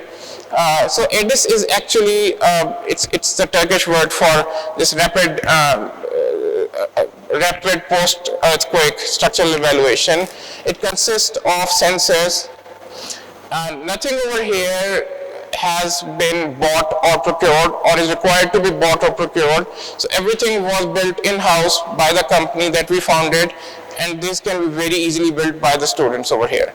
So it involves sensors that take the output, analyze them on the site, and give an immediate assessment. So how is it going to work? we're just going to see. So once the assessment is done, you get your report. Now the detailed report can be generated. That gives you the parameters. So now here we are going to use the concept of inter-story drift. So we are going to measure the drift between two floors to determine the extent of the damage, because we need immediately to know if our structure is safe or not. So it consists of accelerometers which are going to measure and determine if an earthquake has occurred, and through using computer vision, it is going to determine how much the structure has moved, and based on these parameters, it's going to give you a quick assessment that your structure status is yellow. Previously we were doing it on SMS, but it can be done on WhatsApp. Every day new technology is being generated, so every day these systems can be improved continuously. So it consists of two types of sensors. One is the drift measurement sensor, which involves computer vision. Computer vision is the technology that gives the computer the capacity and ability to see and determine that whatever I'm seeing in front of my eyes, is it a plant, is it a building, is it a crack? So because of the additional capacities of computer, when it sees, it can measure at the same time. So we developed this concept where we placed a light on the top of the structure and a camera light on the bottom of the ceiling and a camera on the top of the floor, and the camera was all the time seeing that light. So as the light moves, it could actually measure how much the light has moved. And on the basis of that, okay, let's see if we can move this video. If you can click on it, so this is a video. So again, so how this works, it is going to look at this dot, and as the dot moves, it is going to know how much displacement this structure is going to make. So again, and then based on this displacement, using artificial intelligence and now the generative AI, you can get a very, very quick report. So if I take it back, I'm sorry. Okay, so it can give a very, very quick report, and using Wi-Fi, it can deliver all the information to the central server, which will generate an SMS or a or a WhatsApp message. And even if the networks are down, through the local area network, the local occupants or local control can always know what is the status of their structure, so they can understand that if I have to have 100 people in this hospital, is this hospital safe? If you look at this structure, this is an amazing, amazing structure, but most of our structures that we make, they are mostly cladded. Like the floor we are standing on, I was looking at those drains and then I thought, okay, this looks like a raised floor. So if you have a raised floor, if you have a cladding on it, what is going to happen? The cracks will never be visible to you. And in the case of a disaster, people are going to look at the cladding and they're going to think, okay, the structure looks okay, I don't see any cracks. But they are not looking at, they're looking at the facade, they're not looking at the structural members. So this has happened in Turkey. They have extensive experience with earthquakes. So once the people went into their structure, just looking at the facade and the cladding, there was an aftershock and the complete structure collapsed on the occupants. And that was the hospital at that time. So the safe haven in an earthquake ended up being, unfortunately, a death trap. So this is the concept, this is what we want to achieve. It is not, so if you have steel structure, if you have a masonry structure, it does not matter. It does not matter the location of the structure. The structure does not need to have any kind of built-in infrastructure. They just need to have a router, and the wireless sensors are going to communicate on their own.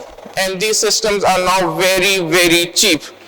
So the total cost of building this system for one floor, if I just talk about the cost, because I'm not here to sell this system, so if you want to build this system for one floor, it is going to cost like 40,000 rupees.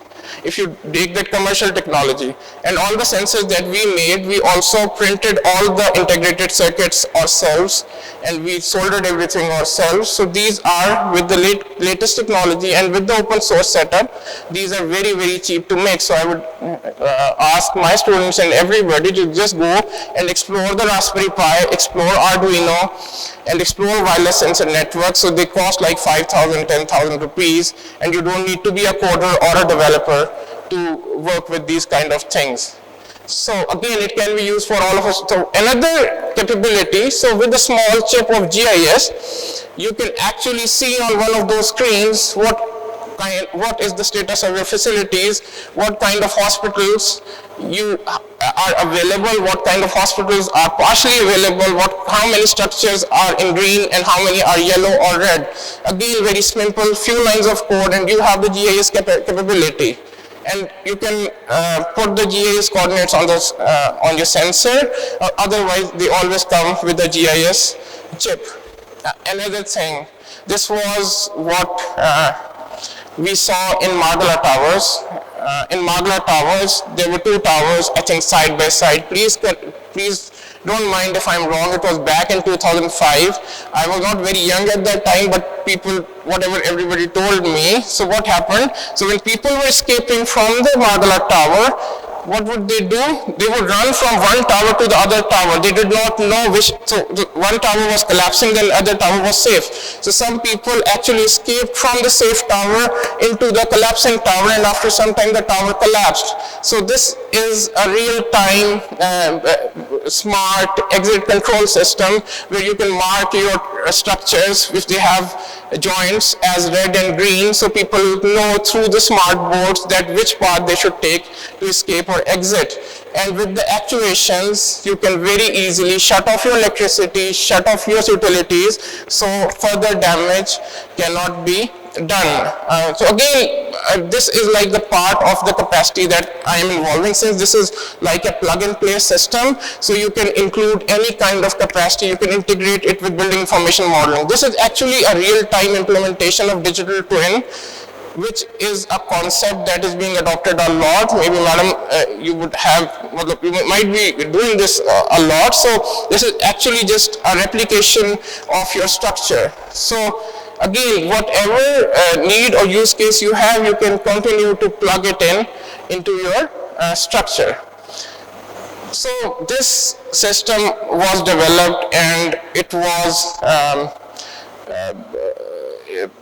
published in various advertisement and publications in Turkey. So it was really something that was developed, and people were really excited about it. But after it was not actually, and it has not been implemented on a real site. We have presented it to AFAD, which is the Turkish National Disaster Management Authority, and to a lot of agencies. So now what would we like to do, and what can happen is that we can further deploy this system and train it according to our local conditions.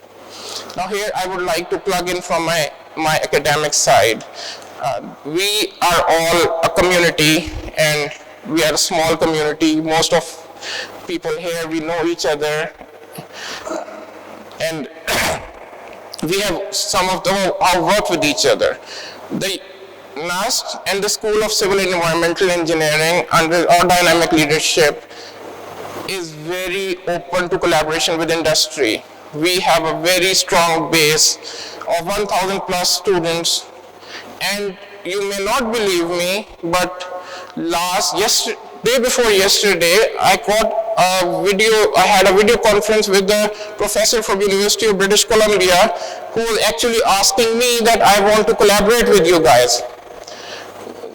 The CSI, Computer Structures Incorporated, which is ETABS, which made ETABS, they are actually collaborating with us. So they're asking our students to build things for us.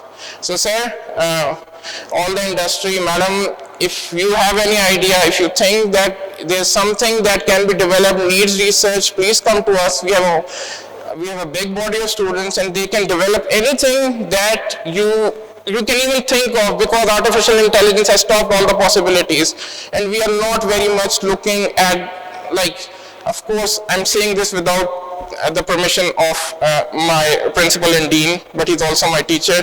So even if you don't, we are not looking into getting a lot of money. As soon as the development starts, something goes out, money automatically comes in. So we are very actively involved in solving solutions for the industry. I'm actually working for Asian Development Bank. I'm working for JICA for ADB. I'm working for the flood reconstruction in the secondary school education improvement project for JICA. I've been working with the flood works in Larkana. So the local industry, please come to us. Please join us. Please bring us your problems and we will solve your problems, inshallah. So thank you very much for your time. Thank you, sir. Thank you for the opportunity. Thank you very much, Dr. Osman, for sharing your knowledge with the audience. Now moving towards our next speaker, Mr. Imadur Rahman. He is the CEO of Vogue Engineering Services. He has done MBA Marketing from Bahariya University, Islamabad. He has served in the Pakistan Army for 7 years before starting a prefab design and manufacturing company. Having over 15 years of experience in modular and steel construction, he has extensive experience of working with all major organizations of the country. He is also actively involved with the Islamabad Chambers of Commerce and Industry for providing consultancy on different policy matters. Now I will invite Mr. Imadur Rahman to come on the rostrum and share his projects. Thank you. Assalamu alaikum everyone. Sir, thank you first of all for this invaluable opportunity to be a part of this national collaboration. The national cohesion on the subject led by NDMA is really appreciable.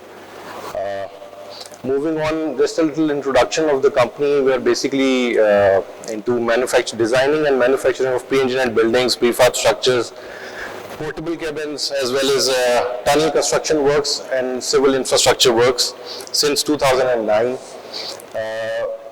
As I've just told you before, we have extensive experience with working with all the major organizations of Pakistan, especially the defense sector, armed forces, as well as the oil and gas sector. Quickly, I would just run you through some of the pictures of our projects that is related to the subject we have today.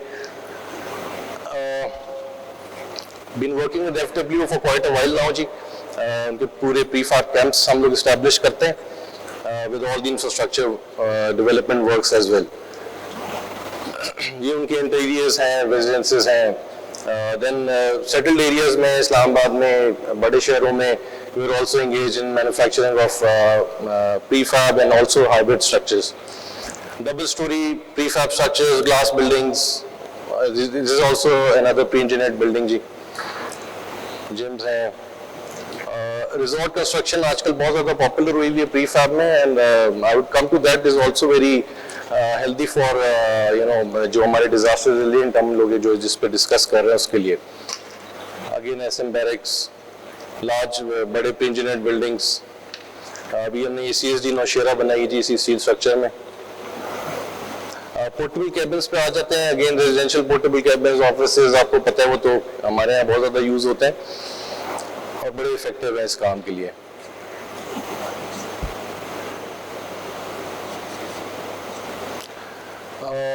This is a very recent project ji, again for the army. ये glamping resorts हैं, and I'll come to this later. They are also very resilient as far as floods are concerned. और ये हमारा बड़ा personal experience हुआ है floods में इनके साथ. कुछ tunnel infrastructure works हैं जी. Right, ji, coming quickly to the topic, a little background as to why we need a disaster resilient approach. देखिए जी, floods जो हैं, especially floods और हर किस्म का natural disaster, it is going to be a very recurring phenomena from now on. जिस तरह से climate change हो रहा है और ना सिर्फ पाकिस्तान में, the world over आजकल ये issue है और every country, almost every other country is facing this issue. और इसमें एक अच्छी बात ये है कि the entire world is united towards the countermeasures that are required. और पाकिस्तान में again NDMA is leading the way ji. Floods खासतौर से ज़्यादा बात करेंगे क्योंकि floods ज़्यादा सबसे commonly occurring phenomena है, followed by tsunamis and earthquakes. और पाकिस्तान में भी जैसे कि हमने देखा कि last 2 decades में सबसे ज़्यादा recurring phenomena है ही floods का. Every year or the second year हमें इससे गुजरना पड़ता है जी. इसके लिए सबसे पहले हमारे पास हम रिकॉर्ड करते हैं, collect historical data for the analysis और फिर प्रेडिक्शन और फिर एआई में भी यूज करने के लिए, जिसमें आई थिंक एनडीए में is already playing a very vital role. I had the opportunity to go through your advisories and the templates and methodologies. Brilliant work, मेरा ख्याल है वो बहुत काम आएगा आगे हमें AI पे जाने के लिए.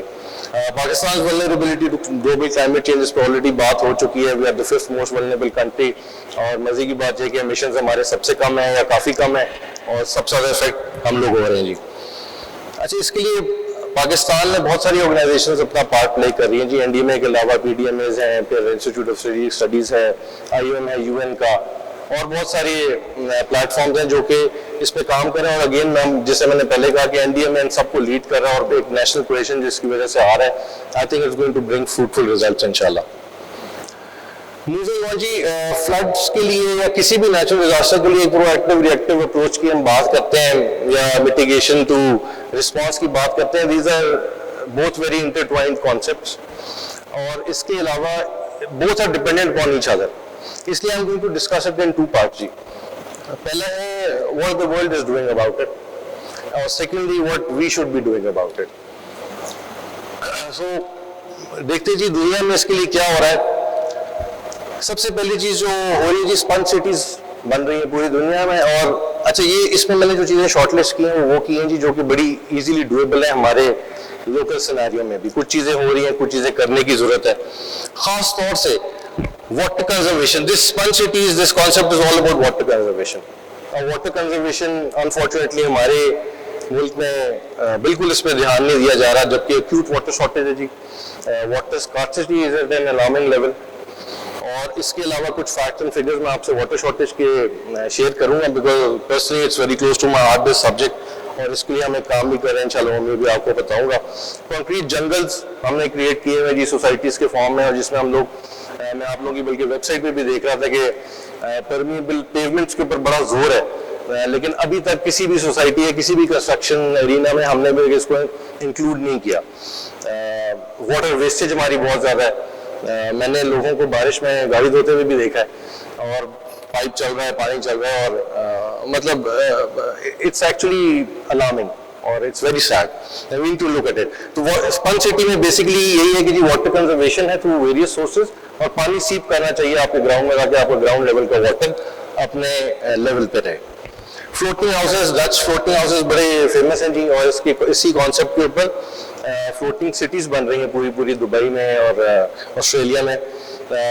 बेसिकली वाटर लेवल के राइज और लोअर होने से ये स्ट्रक्चर्स भी राइज और लोअर होते हैं. Very safe as far as floods are concern और एक कॉमन कॉन्सेप्ट है. Dam and flood protection system चल रहे हैं जी दुनिया में. Watershed conservation another very important aspect जो कि हमारे यहाँ पे बहुत ज़्यादा निगलेक्ट हो रहा है, जहाँ पे पानी फाइनली जो हमारा वेस्ट है वो जाके रिवर या लेक में गिरता है, उस एरिया को कंजर्व करना है watershed conservation and it's very very important. और इस टाइम अभी तक हम लोग इस पर बिल्कुल फोकस नहीं कर रहे हैं. There are lot to ways to do it जो कि लेटर ऑन एक्सप्लेन किए जा सकते हैं जी. फ्लड बैरियर्स यूज होते हैं as we have all seen, यहाँ पे भी यूज हो रहे हैं, बट ये छोटे पीवीसी के लोकल कम्युनिटी लेवल पे यूज हो रहे हैं जो कि हमारे यहाँ अभी तक इंट्रोड्यूस नहीं हुए जी. ग्रीन क्लाइमेट स्क्रीन्स हैं, ये स्टॉर्म वाटर को एब्जॉर्ब करके एनवायरनमेंट को ग्रीन करते हैं so that you get a clean environment और फ्लड पे आप रिस्क को उतना ही मिटिगेट कर सकें. एआई का मैं सोचा था कि हम यहाँ पे काफ़ी बात करेंगे लेकिन बात अभी तक हुई नहीं, but predictive modelling, machine learning, deep neural networks, इसके ऊपर हमें काम करने की जरूरत है. जब तक हम नहीं करते, गूगल और उस तरह के लोग बहुत सारे इस पे बहुत आगे चले गए and we can get there services. Already Google Pakistan में कर भी रहा है, मैं उस पर थोड़ी सी बात बाद में करूंगा जी. What should we be doing about it? इसमें मैं जो सर पॉइंट्स डिस्कस करूंगा ये बड़े इंडिविजुअल लेवल पे, छोटे लेवल पे, कंस्ट्रक्शन लेवल पे बात करूंगा. वो स्टेप्स जो कि हम इमीडिएटली ले सकते हैं, जिसमें सबसे पहले अगेन जी जो मैं वाटर कंजर्वेशन की बात करता हूँ, पानी को प्लीज सीरियसली लें. बहुत कम रह गया अभी से ही. आप आई डोंट नो जितने लोग डीएचए बैरिया टाउन में रह रहे हैं, बहुत ज़्यादा सर्कुलर्स भी आ रहे हैं और पानी की वाकई शॉर्टेज है. Just a few facts and figures के हमारे पास पाकिस्तान में जी Pakistan is ranked 14th out of 17 countries with an extremely high water risk. Water infrastructure हमारा सबसे poor है जी, world में least efficient है with only 39% efficiency. और इसके अलावा हमारे पास per person 1000 cubic meters होता है पानी अभी available for a whole year. So that is very less. तो रेन वाटर हार्वेस्टिंग हमारे मैंडेटरी होनी चाहिए हमारी सोसाइटीज़ में. रिसेंटली मुझे पता लगा कि बहुत सारी सोसाइटीज़ में अभी तक इम्प्लीमेंट ही नहीं हुई रेन वाटर हार्वेस्टिंग. और अभी कुछ अर्सा पहले ही अभी DHA और बैरियर टाउन ने इसको मैंडेटरी किया और कितने अर्से से कितने घर बने हुए हम लोग रेन वाटर ज़ाया कर रहे हैं सारा. परमेबल पेवमेंट्स जी पहले भी इस पर बात हुई थी. NDA मैंने ऑलरेडी मेरे ख्याल बहुत सारी एडवाइजरीज मैंने पढ़ी हैं जिसमें इसका जिक्र किया हुआ है. इट्स वेरी इंपॉर्टेंट ताकि पानी जो है वो नीचे अपने लेवल तक जाए.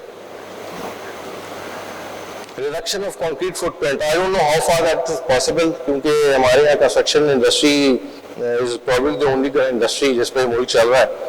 But one thing that I think that can be done is कि हम वर्टिकल कंस्ट्रक्शन पे ज़्यादा जाएं ताकि फैलाव कम हो, हाई राइज पे जाएं.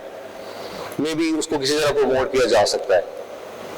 पब्लिक अवेयरनेस कैंपेन जी अभी तक आज मैंने कभी किसी आप लोगों ने भी शायद टीवी पे कोई ऐड चलता नहीं देखा होगा इससे रिलेटेड. कोई हमने पब्लिक अवेयरनेस कैंपेन यूनिवर्सिटीज़ में स्कूल्स में इसकी बहुत अशद ज़रूरत है ताकि हम इसकी वेस्टेज को ख़त्म करें जी. इसके लिए सर मैंने एक पर्सनली एक छोटा सा इनिशिएटिव लिया है. We going to register very soon. हमारी वेबसाइट पर भी काम हुआ है. आप है आपके नाम से हम एक फाउंडेशन लॉन्च करने जा रहे हैं जी जो सिर्फ फोकस करेगी ऑन वाटर कंजर्वेशन. और उसका प्राइमरी जो कॉन्सेप्ट है वो ये है कि जितने भी हमारे पब्लिक ऑर्गेनाइजेशंस हैं, पब्लिक प्लेसेस हैं, पब्लिक वॉशरूम टॉयलेट्स हैं, वहाँ का हम free of cost water audit करेंगे जी and free of cost replacement. कोई टैप खराब है, कोई चीज़ लीक है, कोई पाइप लीक है तो वी आर गोइंग टू इंशाल्लाह डू इट जी. इसके लिए हमने फंड्स वगैरह भी अरेंज करने शुरू कर दिए हैं. We have a lot of plumbers on board और इंशाल्लाह once this is successful in Islamabad हम इसको रेप्लिकेट करेंगे अदर सिटीज़ में और टाउन्स में और विलेजेस में. This again, as I have told you, it's an emergency situation as far as water is concerned. Tech for prediction ji again हमारे पास centralized data है. We need AI जिसको जो इन सब चीज़ों को radar systems को satellite imagery को coordinate करे और flood prediction करे. अच्छा इसके लिए Google is already इसका एक flood hub एक program है which I have heard is in 70 countries including Pakistan. और पाकिस्तान में I don't know if NDA is coordinating with them on this or not, but Google इसको 7 days in advance फ्लड की forewarning दे सकता है. It's already working in India, Pakistan में भी है, बहुत सारे और मुल्कों में है जी. सर एक suggestion, since I am from a construction firm और हमें बुलाया गया तो हमारा एक सजेशन था इसके रिलेटेड जो हम पोस्ट डिजास्टर खासतौर से कंस्ट्रक्शन करते हैं. इसमें हम ये चाहते हैं कि जी पोस्ट डिजास्टर कंस्ट्रक्शन जो है वो स्पीडी हो और उसको स्पीडी बनाने के लिए हमारी सजेशन ये है कि हम सबसे पहले फॉर एग्जांपल जैसे हम एक कसूर डिस्ट्रिक्ट को ले लेते हैं जी. कसूर डिस्ट्रिक्ट में हम आइडेंटिफाई कर लेते हैं उसके जोन और सब जोन. हम सपोज करें आइडेंटिफाई करते हैं कि जी इस एरिया में हमें 100 घरों की जरूरत होगी पोस्ट डिजास्टर. तो उसके लिए हम पहले से डिसाइड कर लें कि जी हमारी मेथड ऑफ कंस्ट्रक्शन होगा. फॉर एग्जांपल हम प्रीफैब बनाएंगे, हम सिविल स्ट्रक्चर बनाएंगे, जो भी स्ट्रक्चर बनाएंगे वो हम पहले से उसको डिसाइड कर लें. इसी तरह उसका लेआउट हर चीज़ स्टैंडर्डाइज कर लें, उसके साथ जो उसकी ड्राइंग्स हैं वो हम जब हमारे पास अभी टाइम है हम लोग उसको स्टैंडर्डाइज करके हम उसकी कॉस्ट भी सेट कर लें. और उसके बाद हम कंस्ट्रक्शन फर्म्स को बुलाएं और उनको बताएं कि जी ये आपकी सेट कॉस्ट है, ये आपको एरिया अलॉट हो गया, whenever we require will call you, आपने इमीडिएटली मोबिलाइज होना है और इस पर काम शुरू कर देना. ये जैसे मैं बता रहा था कि each constructor will work as per the timeline and mutually agreed upon deliverables at the fixed price whenever required and as directed by NDMA throughout the season. Cost कम हर साल रिवाइज कर सकते हैं. अच्छा इसके बेनिफिट में जी this will improve response time significantly post disaster, save precious time जो हम planning और टेंडरिंग में बाद में लूज कर लेते हैं, rehabilitate effectively in the shortest possible time. हाँ हमारे पास ऑलरेडी फ्लड बैरियर्स लगे हैं बहुत सी जगह पे, लेकिन बहुत सी जगहों पे नहीं भी हैं। तो जिस तरह के इन्होंने भी नेस्पाक वालों ने बहुत सारी जगह आइडेंटिफाई की हुई है, मैपिंग की हुई है ऑलरेडी कि जी ये फ्लड प्रोन एरियाज हैं, उससे बाहर जब हम निकल के नई सेटलमेंट बनाए या नया इंफ्रास्ट्रक्चर बनाए तो it should be enclosed with in flood barriers, ताकि हम जितना मैक्सिमम पॉसिबल नेक्स्ट फ्लड के लिए उसको प्रोटेक्ट कर सकें। एक छोटा सा एक्सपीरियंस केस है जी हमारा, हमने एक रिजॉर्ट नॉर्दर्न एरियाज में बनाया इसी तरह एक ग्लैम्पिंग का। वहाँ पे फ्लड तो हर साल ही आ जाता है, तो उससे पहली चीज़ ये सीखी है कि फ्लड प्रोन एरिया का ऑलरेडी आइडेंटिफाइड होना चाहिए था हमारा, और हमें पता होना चाहिए था कि यार यहाँ पे कंस्ट्रक्शन नहीं होनी चाहिए, जैसे कि पहले पैनलिस्ट ने इस पर बात भी की है। छोटी सी वीडियो जी, दिस इज व्हाट हैपेंड जब रात को आके उन्होंने बताया कि जी अब तो फ्लड आया, और बट इसका एक हमने अच्छी चीज़ ये सीखी कि जो हमने स्ट्रक्चर्स यूज़ किए हैं दे आर वेरी रिजिलियंट जी। फ्लड वाटर जब रिसीड करता है तो ये बिल्कुल अपने ओरिजिनल शेप में थे, और ऐसा हमें डैमेज बहुत कम हुआ है। तो this is one technology that can be utilize, अगर आप लोगों को इमीडिएटली चाहिए वो 30 मिनट्स में इरेक्ट हो जाते हैं जी, and they are not very costly. और इनके इंटीरियर्स आर ऑल्सो मतलब काफ़ी प्रेजेंटेबल, जैसे हमने आपको पहले पिक्चर में दिखाया भी है सर। तो that is all from my side sir, thank you for your time. Thank you, sir. Thank you very much for sharing about your projects. Moving towards our last speaker of the session, Dr. Zishanullah, who will introduce us about the concept of energy efficient buildings. Dr. Zishanullah is currently serving as Director Building at the National Energy Efficiency and Conservation Authority. Having over 16 years of diverse experience in building design, construction management and building energy sector, he has played a key role in shaping the energy conservation building code of the country, and also actively involved in developing building rating system for energy efficient structures. He has an extensive portfolio, having published over 100 papers. Now I will invite him on stage to share his views and present. Assalamu alaikum.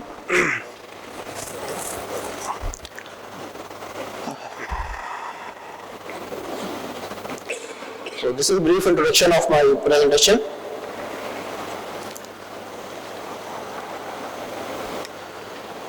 So currently हम में से हर कोई सफ़र कर रहा है energy crisis को और energy bills को। तो पहले हम आते हैं कि एनर्जी हमारी डिमांड कितनी है, हमारे पास कैपेसिटी कितनी है और हम सप्लाई कितनी कर रहे हैं। तो this is over complete year कि हमारा जो मंथली ग्राफ बनता है वो है। इसमें हम अगर हम नोट करें तो अक्टूबर, नवंबर, दिसंबर, इवन मार्च तक हमारे पास कोई एक्सटेंसिव किस्म का लोड नहीं होता। फ्रॉम मार्च टू ऑनवर्ड हमारे पास एक ये जो पीक बन रही है ये आती है। अच्छा, इसमें अगर हम इसको बाइफरकेट करें, so we have this base load जिसमें हमारा लाइटिंग का लोड आ जाता है, आयरन वगैरह का, रेफ्रिजरेटर, मोटर्स का लोड आता है। This is base load as per 2023 data. Base load of Pakistan was 12,500 megawatt. अब हम उसके बाद जाते हैं जो हमारी ये पीक बन रही है। प्रीवियसली आई वाज थिंकिंग कि ये जो पीक आती है this is majorly due to air conditioning, लेकिन एक्चुअली ये फिनोमिना नहीं है। असल में जो हमारी पीक बनती है एज पर 2023 हमारे पास जो पीक लोड था दैट वाज अराउंड 30,000 मेगावाट। उसको बाइफरकेट करें तो first portion is around 6,000 megawatt for air conditioner, और रिमेनिंग जो पोर्शन बनता है दैट इज अराउंड 12,000 मेगावाट, वो हमारा बन रहा है फैन का। करंटली अगर हम डिस्कस करें तो पाकिस्तान में 14 करोड़ 70 लाख के करीब पंखे इंस्टॉल्ड हैं। उसमें से अगर हम बाइफरकेट करें तो हमारा अराउंड 90% फैन वो है जो 120 वाट पे चल रहे हैं। मार्केट में इस टाइम 30 वाट का फैन अवेलेबल है। इट मीन जो हम अभी एक फैन चला रहे हैं उसको रिप्लेस किया जाता है 4 फैन से, हम इजीली रिप्लेस कर सकते हैं। तो उसकी वजह ये है कि हमारा इसी वजह से हमारा लोड जो है वो बहुत ज़्यादा इंक्रीज हो रहा है। अगर हम इसी स्पीड से मूव करेंगे तो नेक्स्ट ईयर होपफुली हम 25 में हम कोई 33, 34 के अराउंड हम पहुंच जाएंगे। पाकिस्तान में जो इंस्टॉल कैपेसिटी है सोलर निकाल के वो तकरीबन 41,000 मेगावाट है। अब अगर हम ओवरऑल डिस्ट्रीब्यूशन की बात करें अक्रॉस द ग्लोब, अगर हम देखें तो इंडस्ट्रीज को ज़्यादा एनर्जी प्रोवाइड की जाती है और डोमेस्टिक सेक्टर को, बिल्डिंग सेक्टर को हम लीस्ट एनर्जी प्रोवाइड करते हैं ताकि हमारी जो जीडीपी है वो इम्प्रूव हो और हमारा जो रिसोर्सेज है वो इम्प्रूव हो सके। लेकिन पाकिस्तान में प्रॉब्लम ये है कि हमारा अगर आप कमर्शियल बिल्डिंग और रेजिडेंशियल बिल्डिंग को एडअप करें तो टोटल डिमांड जो हमारी बिल्डिंग सेक्टर की है वो अराउंड 61% है। यही वो मेजर रीजन है जिसकी वजह से हमारी इकोनॉमी ग्रो नहीं कर रही। अब जो हमने IPPs लगाए हैं, जो प्लांट हमारे मूव कर रहे हैं, अच्छा अभी जो मैंने पीक दिखाई है आपको, जो कि 2 या 3 महीने आती है, उस पीक लोड में हमें डिफरेंट प्लांट्स ऑपरेट करने पड़ते हैं। इंटरेस्टिंग फैक्ट ये है कि जो हम उस पीक को मेंटेन करने के लिए कि उसमें लोड शेडिंग ना हो, उस लोड शेडिंग को अवॉइड करने के लिए जो हम प्लांट रन करते हैं वो पूरे साल में लेस देन 85 आवर्स रन करते हैं। 365 डेज हम उसका कैपेसिटी चार्जेस पे करते हैं, लेकिन वो जो प्लांट है वो 85 आवर्स भी नहीं चलते। तो it mean there is a lack of planning.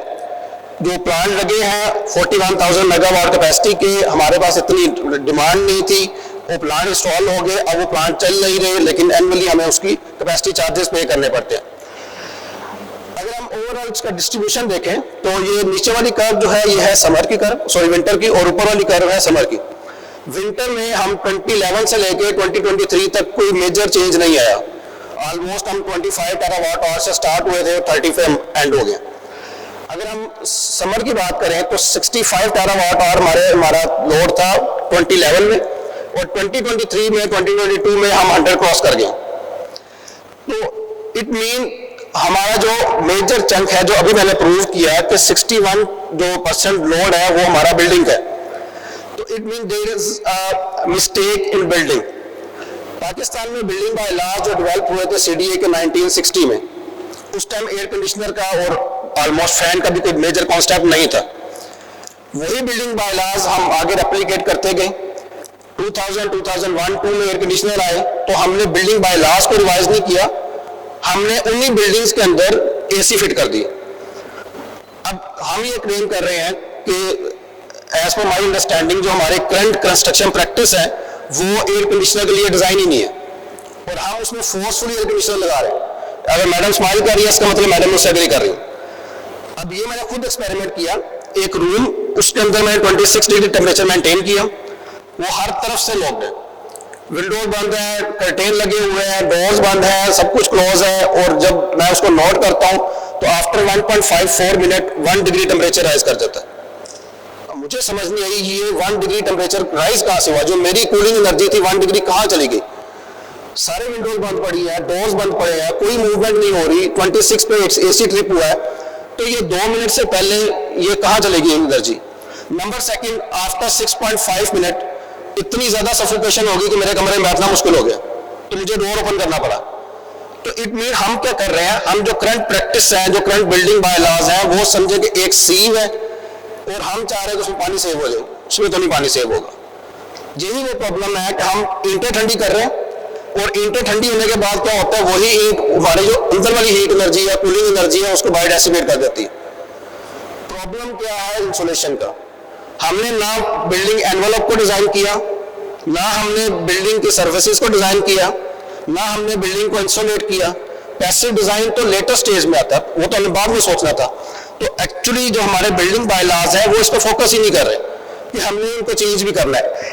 As per today Pakistan में कुछ 10,000 के करीब हाउसिंग सोसाइटीज हैं और तकरीबन 38 करोड़ के करीब घर हैं, और ये वो घर है जिनका टोटल हमारे मुल्क के ऊपर जो लोड आ रहा है वो 61% आ रहा है। अब इनको कंट्रोल करना है। अगर आप बात करें कि एनर्जी डिमांड की, मैं अभी बताइए आपको, ये वो डिस्ट्रीब्यूशन है अर्बन और रूरल में। ये हमारी वो करंट प्रैक्टिस है जो 1960 में बनी थी और अभी तक यही इंप्लीमेंट है। आई डोंट थिंक किसी भी हाउसिंग सोसाइटी में ये चेंज हुई होगी, क्योंकि पाकिस्तान में 42 डेवलपमेंट अथॉरिटीज काम कर रही, 35 उसमें थोड़ी सी ओल्ड है और 7 उसमें रिसेंटली डेवलप हुई है जिनके अपने बिल्डिंग बायलॉज अभी नहीं बने। 37 के बिल्डिंग बायलॉज हम रिव्यू कर चुके हैं, वो ऑलमोस्ट वही है जो 1960 में CDA ने डेवलप किए थे, ऑलमोस्ट। कोई माइनर सा चेंज है वो पेनल्टीज में है, बिल्डिंग के डिजाइन पे, ओरिएंटेशन पे, इन पे कोई भी मेजर चेंज नहीं है। आर वैल्यू होती है आपकी कोई भी सरफेस है वो कितनी हीट को रिपेल कर रही है। अब अगर हम करंट प्रैक्टिस पे आए तो वो ऊपर वाला जो पोर्शन है वो मेरा है प्रॉब्लम जो अभी हमारे करंट बिल्डिंग बायलॉज में है। हमारी जो बिल्डिंग एनवेलप होता है, बिल्डिंग एनवेलप में 3 चीजें कवर है। विंडो है नंबर 1, नंबर सेकंड हमारी वॉल है और नंबर थर्ड रूफ है। जो करंट प्रैक्टिस है हमारी वो 9 इंच की ब्रिक वॉल है। अगर उसकी आर वैल्यू चेक करें तो वो 1.5 से 2.5 का राउंड है, जो कि नियरली जीरो है, इसका कोई फायदा नहीं। सेकंड हम आए तो 6 इंच की स्लैब है, उस 6 इंच की स्लैब की आर वैल्यू 1.12 है, नियरली जीरो, इसका भी कोई फायदा नहीं है। लास्टली जैसे मैडम ने फरमाया था, हमारी सिंगल ग्लेज भी नहीं लगी होती, बिल्कुल ही सिंपल ग्लास लगा देते हैं जो कि हीट को रिपेल ही नहीं करते। उसकी वैल्यू आर्क वैल्यू चेक करें तो 0.9, नियरली जीरो। इन फैक्टर्स के साथ जो हमारा कूलिंग लोड आ रहा है पाकिस्तान में पूरी दुनिया से ज्यादा है। इवन के बांग्लादेश का लोड हमने चेक किया वो 1.51 है। पाकिस्तान में एक 5 मरला घर का जो कूलिंग लोड है वो 3.5 के करीब आ रहा है। इट मीन एक 5 मरला घर में कंफर्टेबल लाइफ गुजारने के लिए आपको तकरीबन 3.5 टन का एसी चाहिए। 10 मरला घर के लिए आपको तकरीबन 9 टन का एसी चाहिए, जो कि पूरी दुनिया में ज्यादा है। यही वो मेजर रीजन है जिसकी वजह से हमारा 61% लोड आ रहा है बिल्डिंग सेक्टर में। प्रॉब्लम किधर है? नंबर 1 जैसे मैंने आइडेंटिफाई किया, मैडम ने भी आइडेंटिफाई किया कि बिल्डिंग एनवेलप उसका डिजाइन नहीं हो रहा, आइडेंटिफाई भी नहीं हो रहा, बिल्डिंग की इंस्टॉलेशन नहीं हो रही। ओल्ड बिल्डिंग है उनकी हम, जैसे सर ने फरमाया था कि हम उसकी हेल्थ ही चेक नहीं करते। ज्यादातर बिल्डिंग्स में ये होता है कि उसके आगे हम चाइना पट्टी लगा देते हैं, जो आजकल फाइबर शीट्स आ रही है वो लगा देते हैं, उसके पीछे क्या हो रहा है हमें नहीं पता उसका। अप्लायंसेस जैसे अभी मैंने बताया आपको कि 14 करोड़ 70 लाख पंखे हैं और 90% फैन जो है वो इनएफिशिएंट है। एयर कंडीशनर वही पुराने चल रहे हैं, रेफ्रिजरेटर पुराने चल रहे हैं, जो हमारी वाटर मोटर है बार बार वाइंडिंग हो रही है, वही चला रहे हैं। तो ये मेजर रीजन है जिसकी वजह से हमारा प्रॉब्लम आ रहा है एनर्जी डिमांड में। अब बचपन से हमने पढ़ा था पाकिस्तान में नेचुरल सोर्सेज बहुत ज्यादा है। अभी सर ने फरमाया पाकिस्तान में मिलीमीटर्स में बारिश होती है। बारिश का करते क्या, छत पे गई, रेन वाटर से नीचे आई, नीचे से वही गटर, नाला, दरिया और फिर समंदर में, वो रहमत आई थी, हमारे लिए जहमत बन गई। इसी तरह पाकिस्तान में सनी डेज हैं, चले अब हमने स्टार्ट कर दिया सोलर पैनल लगाना, सन लाइट को भी हम उस सन हीट को हम कर रहे हैं, यूटिलाइज कर रहे हैं। जियोथर्मल एक कॉन्सेप्ट था पाकिस्तान में, लेकिन अभी तक हमने उसको यूज नहीं किया। अराउंड 12 to 15 फीट पाकिस्तान में क्रॉस द कंट्री, पाकिस्तान में वो टेम्परेचर अवेलेबल है जो कि लिवेबल है। 23 से 28 हमारे घरों में एसी पे चलते हैं। सिर्फ करना हमने ये है कि उस टेम्परेचर को 15 फीट से एक्सटेंड करना और ऊपर लेकर आना है। पाकिस्तान में अभी तक जियोथर्मल पे कोई वर्किंग नहीं है। नीका ने स्टार्टअप लिया था, हमने 5 टेंडर किए हैं, हमें किसी एक की तरफ से भी बिड नहीं आई, कोई एक भी वेंडर नहीं हमें मिला जो इस जियोथर्मल को इंस्टॉल कर सके। और ये भी था कि हमारा एक ट्रायल बेस्ड प्रोजेक्ट था, हमने क्रेल मेंशन भी किया था कि फ्लॉप भी हो जाता है तो कोई इशू नहीं, फिर भी कोई नहीं आया।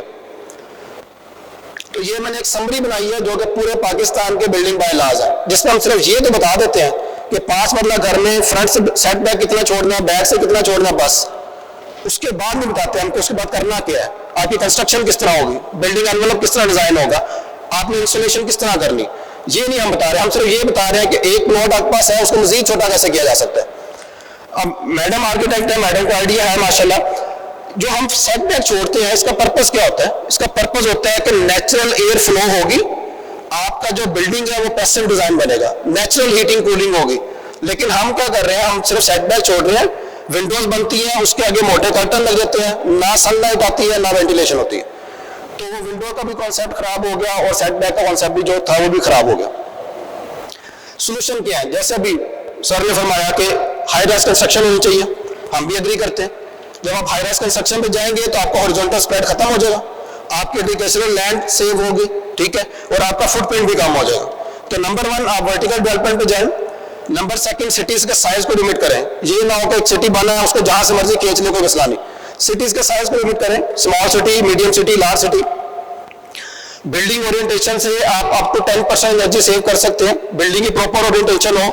हमारे मुल्क में अभी तक अर्बन कोड नहीं डेवलप हुआ, so we need to develop the urban code for Pakistan. Similarly हमने इंसुलेशन करनी है, विंडोज की, डोर्स की, वॉल्स की, रूफ टॉप की। अभी एक मटेरियल मैंने अपने घर में यूज किया है जब मैं ये बिल्डिंग कोड डेवलप कर रहा था, Pakistan energy conservation building code. तो एक मैंने अपने घर के अंदर रेट्रोफिटिंग की जो कि 98 में बना हुआ है। तो रेट्रोफिटिंग से पहले के जो मेरे बिल थे वो थे 32-33,000। आफ्टर रेट्रोफिटिंग टोटल कॉस्ट मेरी आई है 7,10,000 रुपया। 5 मरला घर, कॉर्नर का प्लॉट है, 2 वॉल जो थी एक्सपोज टू सन थी। 7,10,000 के बाद अब मेरे जो बिल आ रहे हैं वो 6, 7, 8,000 आ रहे हैं, फ्रॉम 32,000 to 8,000। किया क्या, सिर्फ वॉल की इंसुलेशन की है बाय यूजिंग थर्मोकोल शीट। पैसे कम थे तो मैंने जो विंडोज थी उसे ग्लास चेंज नहीं किए, जस्ट रैपिंग की है और मैंने हॉरिजॉन्टल शेड की बजाय वर्टिकल शेड इंट्रोड्यूस करवाया। और लास्टली जो हम रूफ के ऊपर इतनी ज्यादा लेयर डाल देते हैं, मड भी डालेंगे, ब्रिक बैलेंस भी डालेंगे, कच्चा फ्लोर करेंगे, फिर उसके ऊपर टाइल लगाएंगे, इतना हैवी डेड वेट करने के बजाय मैंने सारे लोड रिमूव किए, उसके ऊपर जस्ट जम्बो लोड लगाई है और उसके ऊपर एक नया मटेरियल आया है सोलर चिप्स का। एक सिंपल चिप्स होती है जो फ्लोरिंग में यूज करते हैं, एक सोलर चिप्स है। उसका इफेक्ट ये है कि आप सख्त गर्मी में भी बगैर शूज के वहां पर खेल सकते हो। मैं अपने बच्चों के साथ ऊपर छत पे क्रिकेट खेलता हूँ बगैर शूज के जून जुलाई में, तो वो सोलर चिप्स हर जगह ठंडी रहती है। सॉरी। सेकंड वन, जैसे मैडम ने फरमाया, मैडम लाहौर से है, मैं भी लाहौर से हूँ, अक्सर विजिट होता है हमारा बादशाह मस्जिद शाही किले का। मैंने लास्ट टाइम विजिट किया था 22-23 मेरे ख्याल से जून का महीना था, और घर से भी एसी, गाड़ी में भी एसी, जैसे अंदर गया हूँ बादशाह मस्जिद में शाही किले में कोई एसी नहीं, पंखा भी नहीं लगा हुआ था और पसीना भी नहीं आया। रीजन क्या थी? Insulation, wall thickness, number second आपकी स्टोरी हाइट। टेक्निकली देखा जाए तो जितनी भी आपकी वार्म एयर है वो आपकी सीलिंग से 7 फीट तक अकोमोडेट होती है, बस इससे नीचे नहीं आती। पाकिस्तान में एवरेज हाइट कितनी है? 5 फुट 8 इंच के करीब है, चलो इसको बढ़ा के 6 फुट कर लेते हैं। बिल्डिंग बायलॉज में क्या लिखा हुआ है कि स्टोरी हाइट होनी चाहिए 11 feet with a provision of 1 feet fall ceiling, तो बाकी रिमेनिंग कितनी रहेगी? 10 फीट। गर्म हवा ने 7 फीट पे होना है, तो इट मीन मेरा आधा बॉडी जो है वो गर्म हवा में है, तो जब मैं कंफर्टेबल फील नहीं करूंगा मुझे मजबूरी में एसी चलाना पड़ेगा। अगर मैं स्टोरी हाइट 14 फीट पे ले जाऊं तो मेरी वार्म एयर होगी 7 फीट पे, 6 फीट सपोज जो हमने एवरेज हाइट अज्यूम की है वो होगी, अभी भी 1 फीट का क्वेश्चन है, तो जब मुझे गर्म हवा नहीं लगेगी तो मैं एयर कंडीशन नहीं चलाऊंगा। सेकेंडली, अगर मैं ऊपर वेंटिलेटर दे दूं तो जितनी भी वार्म एयर थी सारी वेंटिलेट हो जाएगी, तो आपका एक कूलिंग लोड वैसे ही रिड्यूस हो जाएगा। तो हमें बिल्डिंग बायलॉज रिवाइज करनी है सो दैट हम ये स्टोरी हाइट को भी इंप्रूव कर सकें और फिर हम प्रोविजन भी दे सकें जो वेंटिलेटर हम पहले यूज करते थे। ये मेजर टॉपिक्स हैं जो हमने चैप्टर वाइज जो हमने बिल्डिंग कोड में यूज की है। इसमें सर जैसे आपने फरमाया वाटर का, तो वाटर रीयूज भी इसमें है चैप्टर, जियोथर्मल का चैप्टर इसमें भी है, बिल्डिंग एनवेलप का, बिल्डिंग ओरिएंटेशन का और बिल्डिंग इंसुलेशन, ये सारी चीजें हमने बिल्डिंग कोड में कवर की है। लकीली ये कोड कैबिनेट से अप्रूव है, SRO इशू हो गया और currently we are on implementation stage. अभी यहाँ से किसी ने फरमाया था कि अवेयरनेस नहीं हो रही, तो अवेयरनेस के लिए 21 यूनिवर्सिटीज में और over 2100 people from public and private, उनके साथ हम वेबिनार, सेमिनार, ट्रेनिंग सब कुछ कर चुके हैं। एक डेडिकेटेड हमारे पास सीट है, डेडिकेटेड ह्यूमन रिसोर्स है कम्युनिकेशन एक्सपर्ट के नाम से नीका में, जिनका काम सिर्फ यही है कि आपने लोगों को अवेयर करना है और energy efficiency and energy conservation, और जिनका दिन रात का बस यही काम है कि आपने सोशल मीडिया के through school education, through college education, through universities, आपने सिर्फ अवेयरनेस का काम करना है और बड़ा इफेक्टिवली हो भी रहा है। अब क्वेश्चन ये आता है कि ठीक है जी एनर्जी एफिशिएंट घर होना चाहिए, मानते भी सारे हैं, प्रॉब्लम आता है कि पैसे कहाँ से आएंगे। तो उसका एक हमने रफ एस्टिमेट किया, एक सिंगल स्टोरी एक 10-5 मतलब 25-40 का, उस पर एवरेज जो कॉस्ट आ रही है आजकल वो 40 लाख के करीब आ रही है। एज ए थंब रूल उसमें से 25% कॉस्ट आती है लेबर की और 75% कॉस्ट आती है मटेरियल की। एनर्जी एफिशिएंसी के लिए हमारी क्या डिमांड है? एनर्जी एफिशिएंसी के लिए आपने जस्ट 5 से 6 लाख रुपए एक्स्ट्रा इन्वेस्ट करना है उसमें बस। उससे फायदा ये होगा कि आपको उस एडवांटेज ये होगा कि ओवरऑल आपको एनर्जी बिल रिड्यूस हो जाएंगे और आपका पे बैक पीरियड जो है वो विद इन 5 to 6 ईयर आपको पे बैक पीरियड मिल जाएगा। ऑन एवरेज पाकिस्तान में जो बिल्डिंग लाइफ होती है वो तकरीबन 50 साल के करीब होती है, तो रिमेनिंग का 44 ईयर पीरियड आपका प्रॉफिट पीरियड है।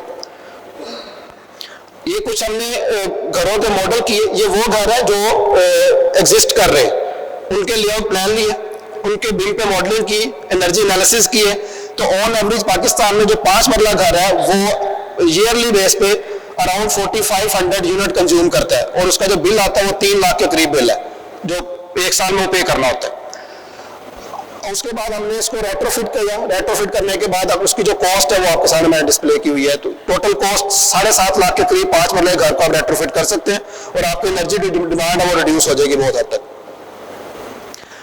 ये ओवरऑल फोरकास्टिंग है 2023 का हमारा जो प्लान है, हम कितनी एनर्जी उसमें सेव कर सकते हैं और बाकी हम उसमें कितना जो हमारा बजट है वो भी हम उसमें सेव कर सकते हैं।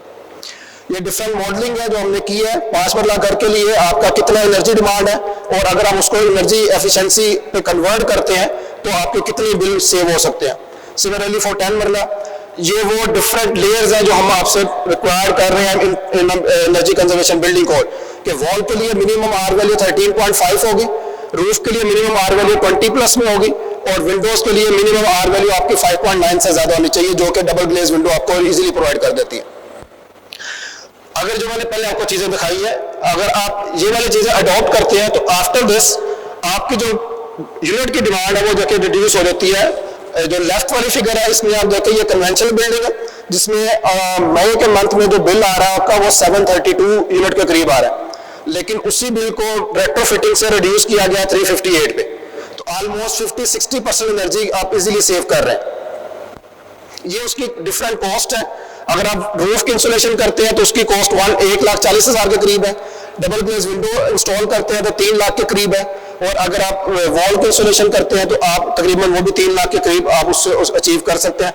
ओवरऑल 7 लाख 7.5 लाख के करीब आप एक 5 मरला घर को रेट्रोफिट करके एनर्जी एफिशिएंट बना सकते हैं, और जिससे आपकी एनुअली बेस पे 1.5 लाख के करीब सेविंग हो जाएगी easily.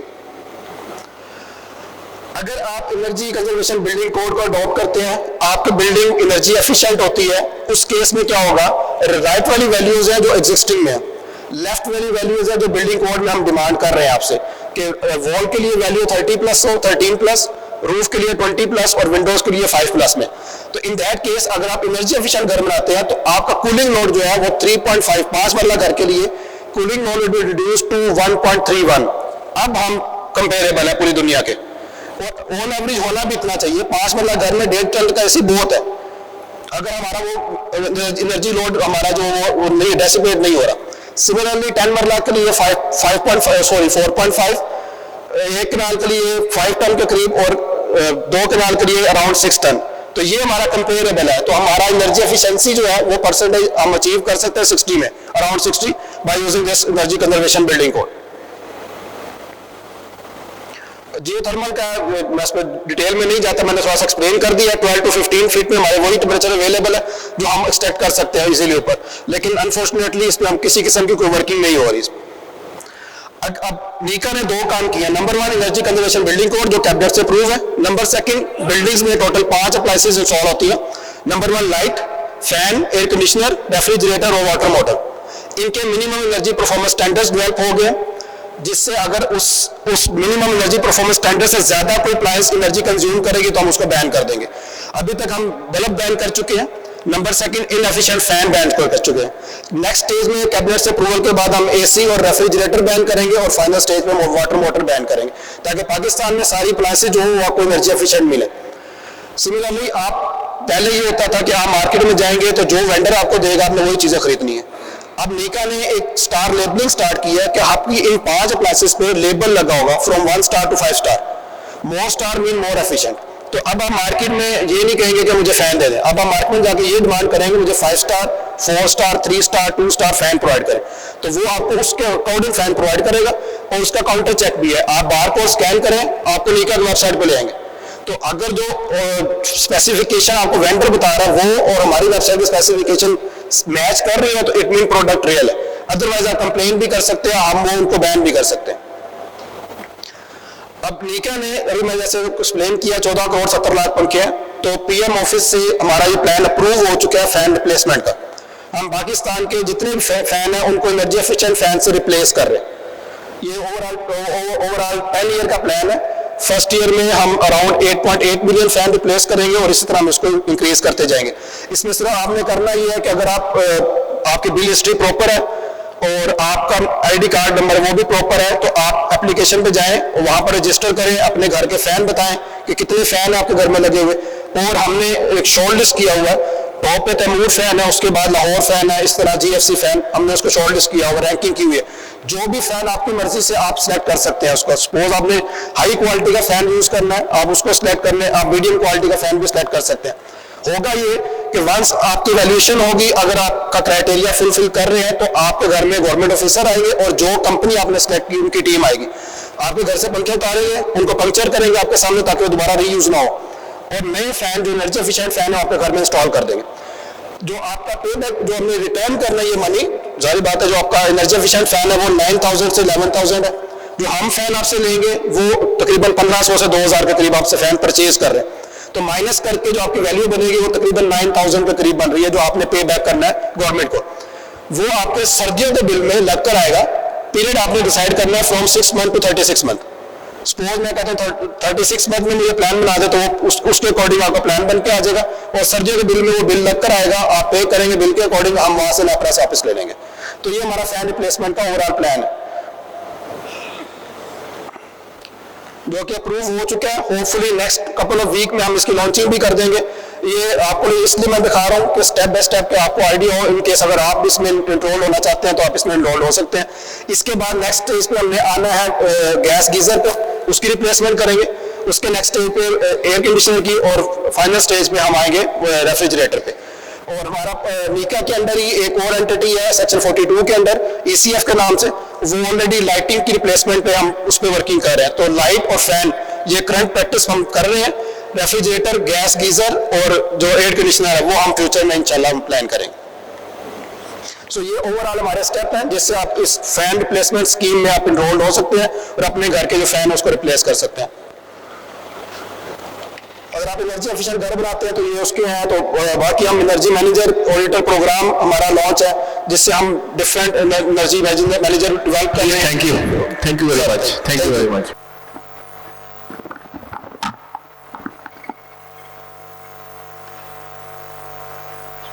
May I ask a question? We have heard very deliberate speeches and very knowledgeable. Now we have been talking of mitigation. I think we should be talking more of prevention. Now is the time that we should start thinking of prevention, and our structures, our colonies, our layout on ground should take care of all those what we have discussed. Another is to look at the existing structures and how we improve. I think a very pertinent point here was raised about high-rise. If you now look at Lahore, Lahore alone probably on one side has gone beyond Gujranwala, and the other side it has gone beyond Pattoki, and there are tremendous amount of housing societies. And as I was reading, Pakistan has lost 5 million tons of wheat. This was the best area that we could. Now, in case we go for high-rise, we need to educate our people for high-rise. I think the time is over with regard to single or double-story buildings. Another related point is the issue that was brought here, movable. I'm sure this is not permanent. This is a temporary. Because it is not as simple you go and place your movable house and start living. You need electricity, you need sewerage, you need water, you need gas, you need road structure. It can be good for a camping site, all right, but it cannot be used for a permanent accommodation. Now, there are many kind of disasters. He was talking of IPPs, I think.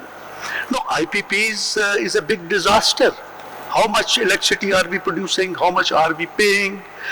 I never knew. I am almost 73, 74 years old person. It is just that I came to know just few months back that there is an IPP issue. We are never told that what are we going to do. The government never tells the people that this is what we are going to do.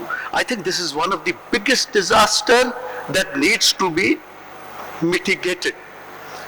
I have heard a lot of wisdom, but I've never heard such a wisdom on the television. I think NDMA is requested to take some time to educate the people with regard to high-rise living, with regard to the disadvantages of small houses, so that people are aware of that. Look at our population. Pakistan in 47 were 3.25 crores. Now we are 25 crores. People are anticipating that in another 20, maybe 15 years, we are going to be 50 crores. Where are we going to live? What are we going to eat? So population planning is also one of the disasters that has to be mitigated. This has to go to our religious schools, that how to control the population. So I think there are too many things which we need to manage. It is not only the building. Somebody was mentioning Margaret Towers. You were mentioned? Okay. I live in the vicinity. Margaret Tower is under construction.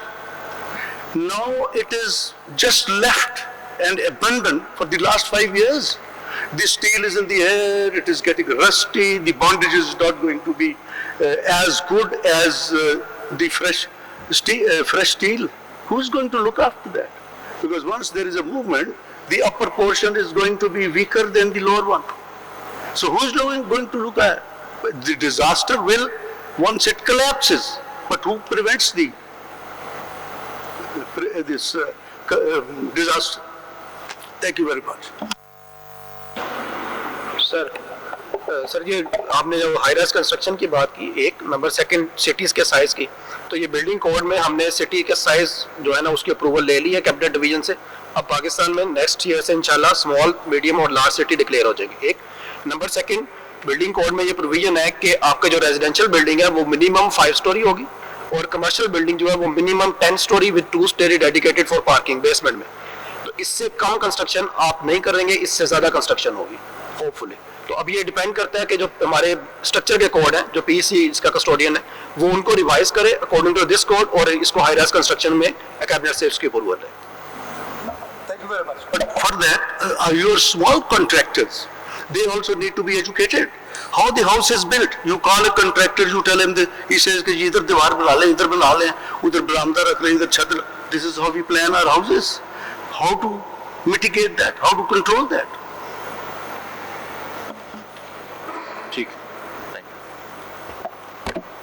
Thank you very much, everyone. Now I will request Honorable Chairman NDMA, Lieutenant General Enam Haider Malik, Hilal Imtiaz Military, for the closing remarks. Sir.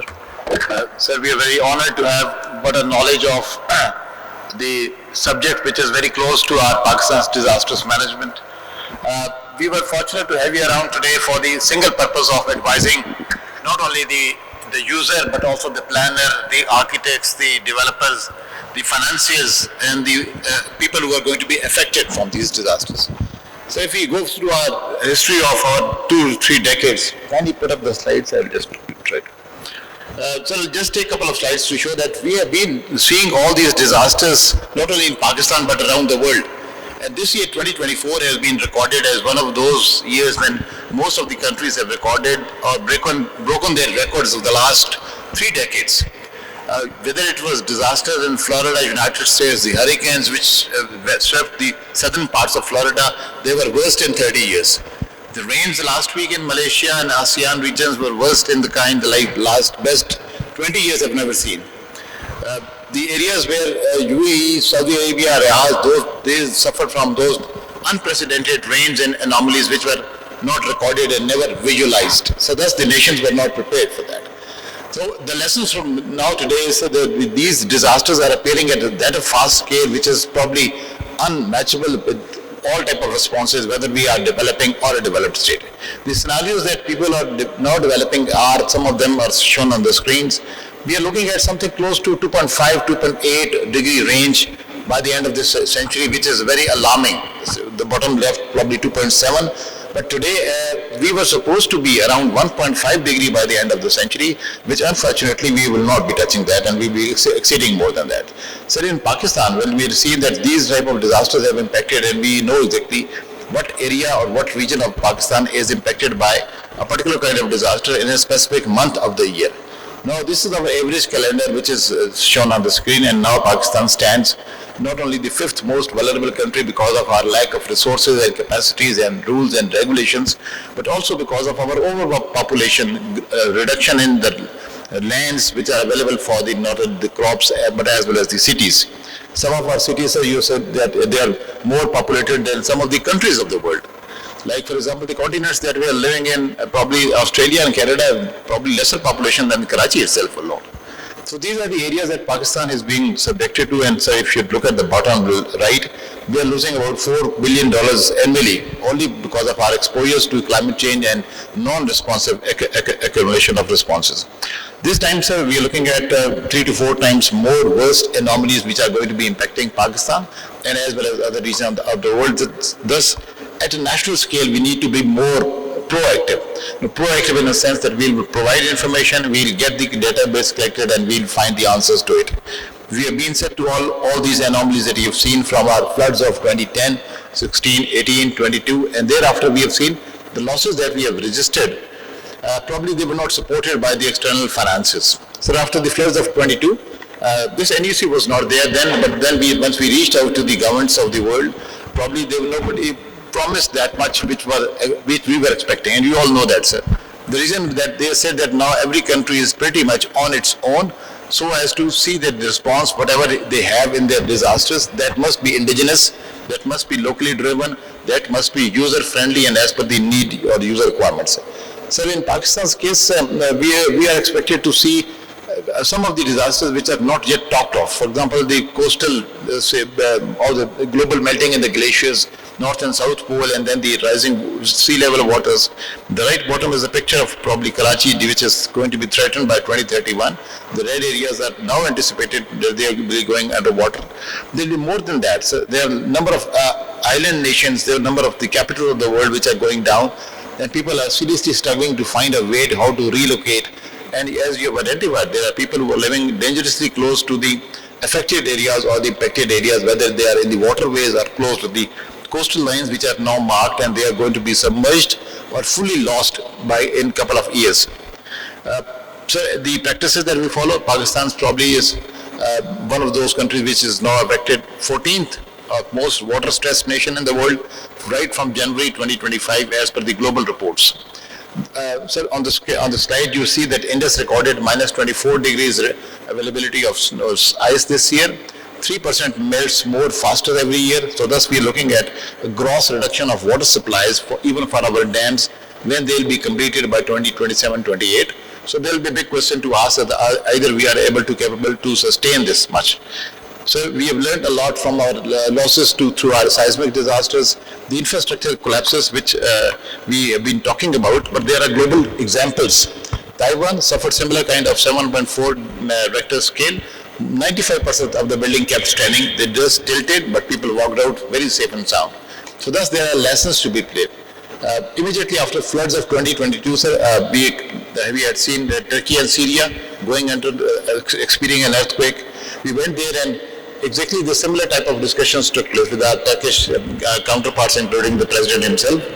So we submitted that now Pakistan has learned that there is a requirement of an infrastructure audit in the country so that it can define what is going wrong with our systems of not only pre-disaster constructions but also for the post-disasters reconstructions.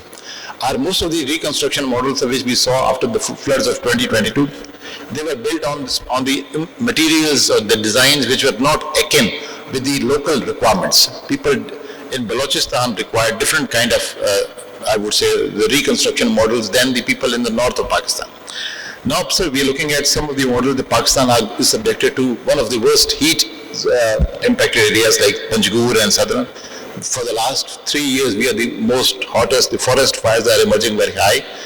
And obviously the coastal areas, they are also impacted by the seawater intrusions into the freshwater areas, and which is impacting our loss of the water. Lots of anticipatory actions, the AAs that people have been talking about, so we never heard of these kind of things before. So we kept suffering from these anomalies and our recovery was very slow.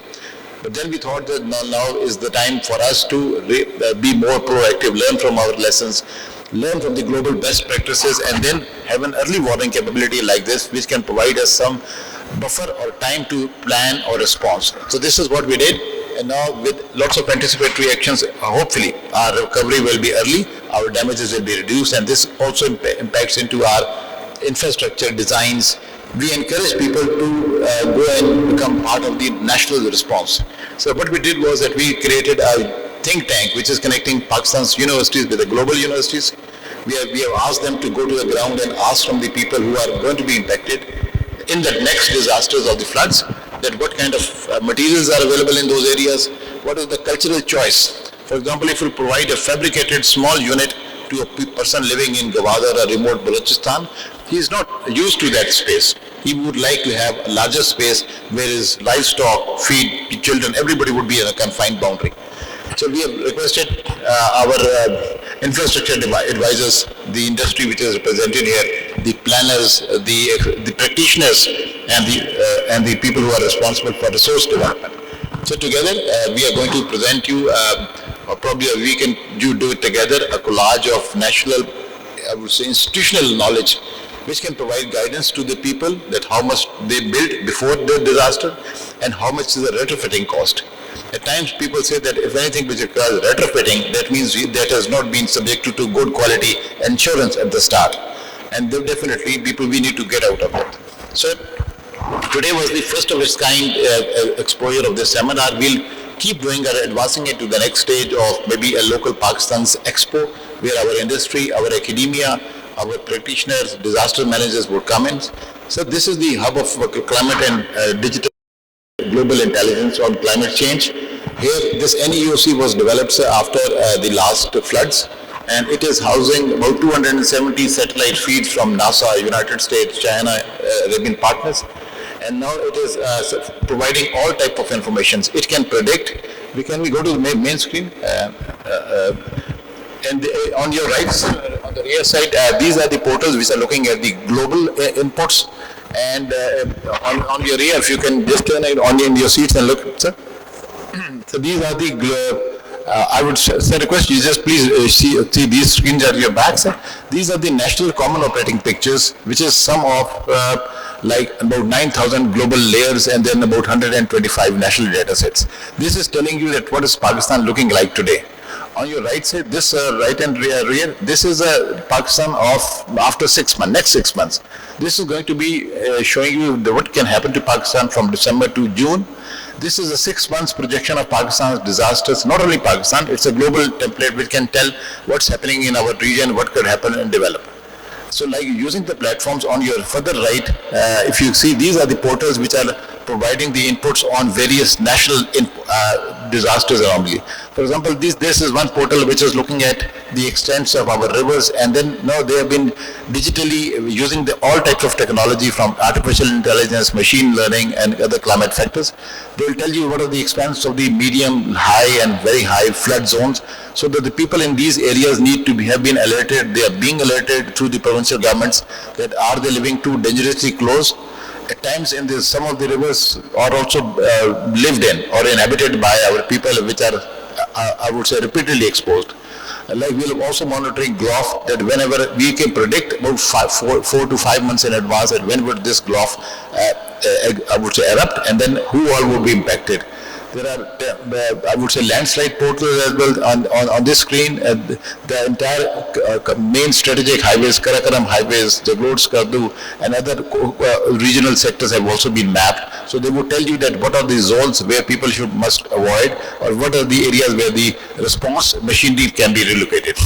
And likewise, there are some of them are displayed on the screen, but if you see in your front and towards my rear side, this is the response side. Now this threat side prepares the threat projections for the next 6 months, and thereafter with provincial collaborations for operations, logistic, stocking, which is available with United Nations or the other agencies. And on my left, you will find there are the portals of infrastructure advisories. These are the portals which are developing the next templates for different zones of Pakistan, that what could be done, what should be developed, and how it is to be lived in or constructed in different areas. And then on the left, on the rear, this is the application which is available for the public use, which is available on Android and all platforms. So we are trying to reach out to the people that we can. So we have sent out a number of messages through mosques, churches, and tried to reach about 80% of the population of Pakistan, but it would take time, sir. We are very grateful for your participation today, and we will definitely log it, whatever you have suggested.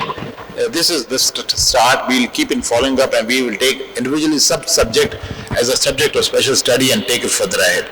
I must then compliment the team infrastructure advisory for NDMA and then bringing together, and we are very grateful for your participation, and we will keep interacting you, and probably we'll keep sending you some of the questionnaires that how you can suggest what could be the Pakistan solution to every disaster that we feel, that may be impacting Pakistan in the next 6 months. Thank you very much, sir. And before we go for our cup of tea, I think the word of thanks would be in order. We have a photograph. Okay, we can take this tea. Thank you, sir. Thank you, sir. In the end, I will thank all our distinguished guest speakers for taking out time and becoming a part of this national seminar. Thank you to our worthy participants and guests for your time and participation as well. I hope and pray that we continue to play a positive role in making Pakistan disaster resilient and sustainably smart. Now I will request all of you to move towards the right side of the reception for group photo and then towards the lawn area for tea break. Thank you very much.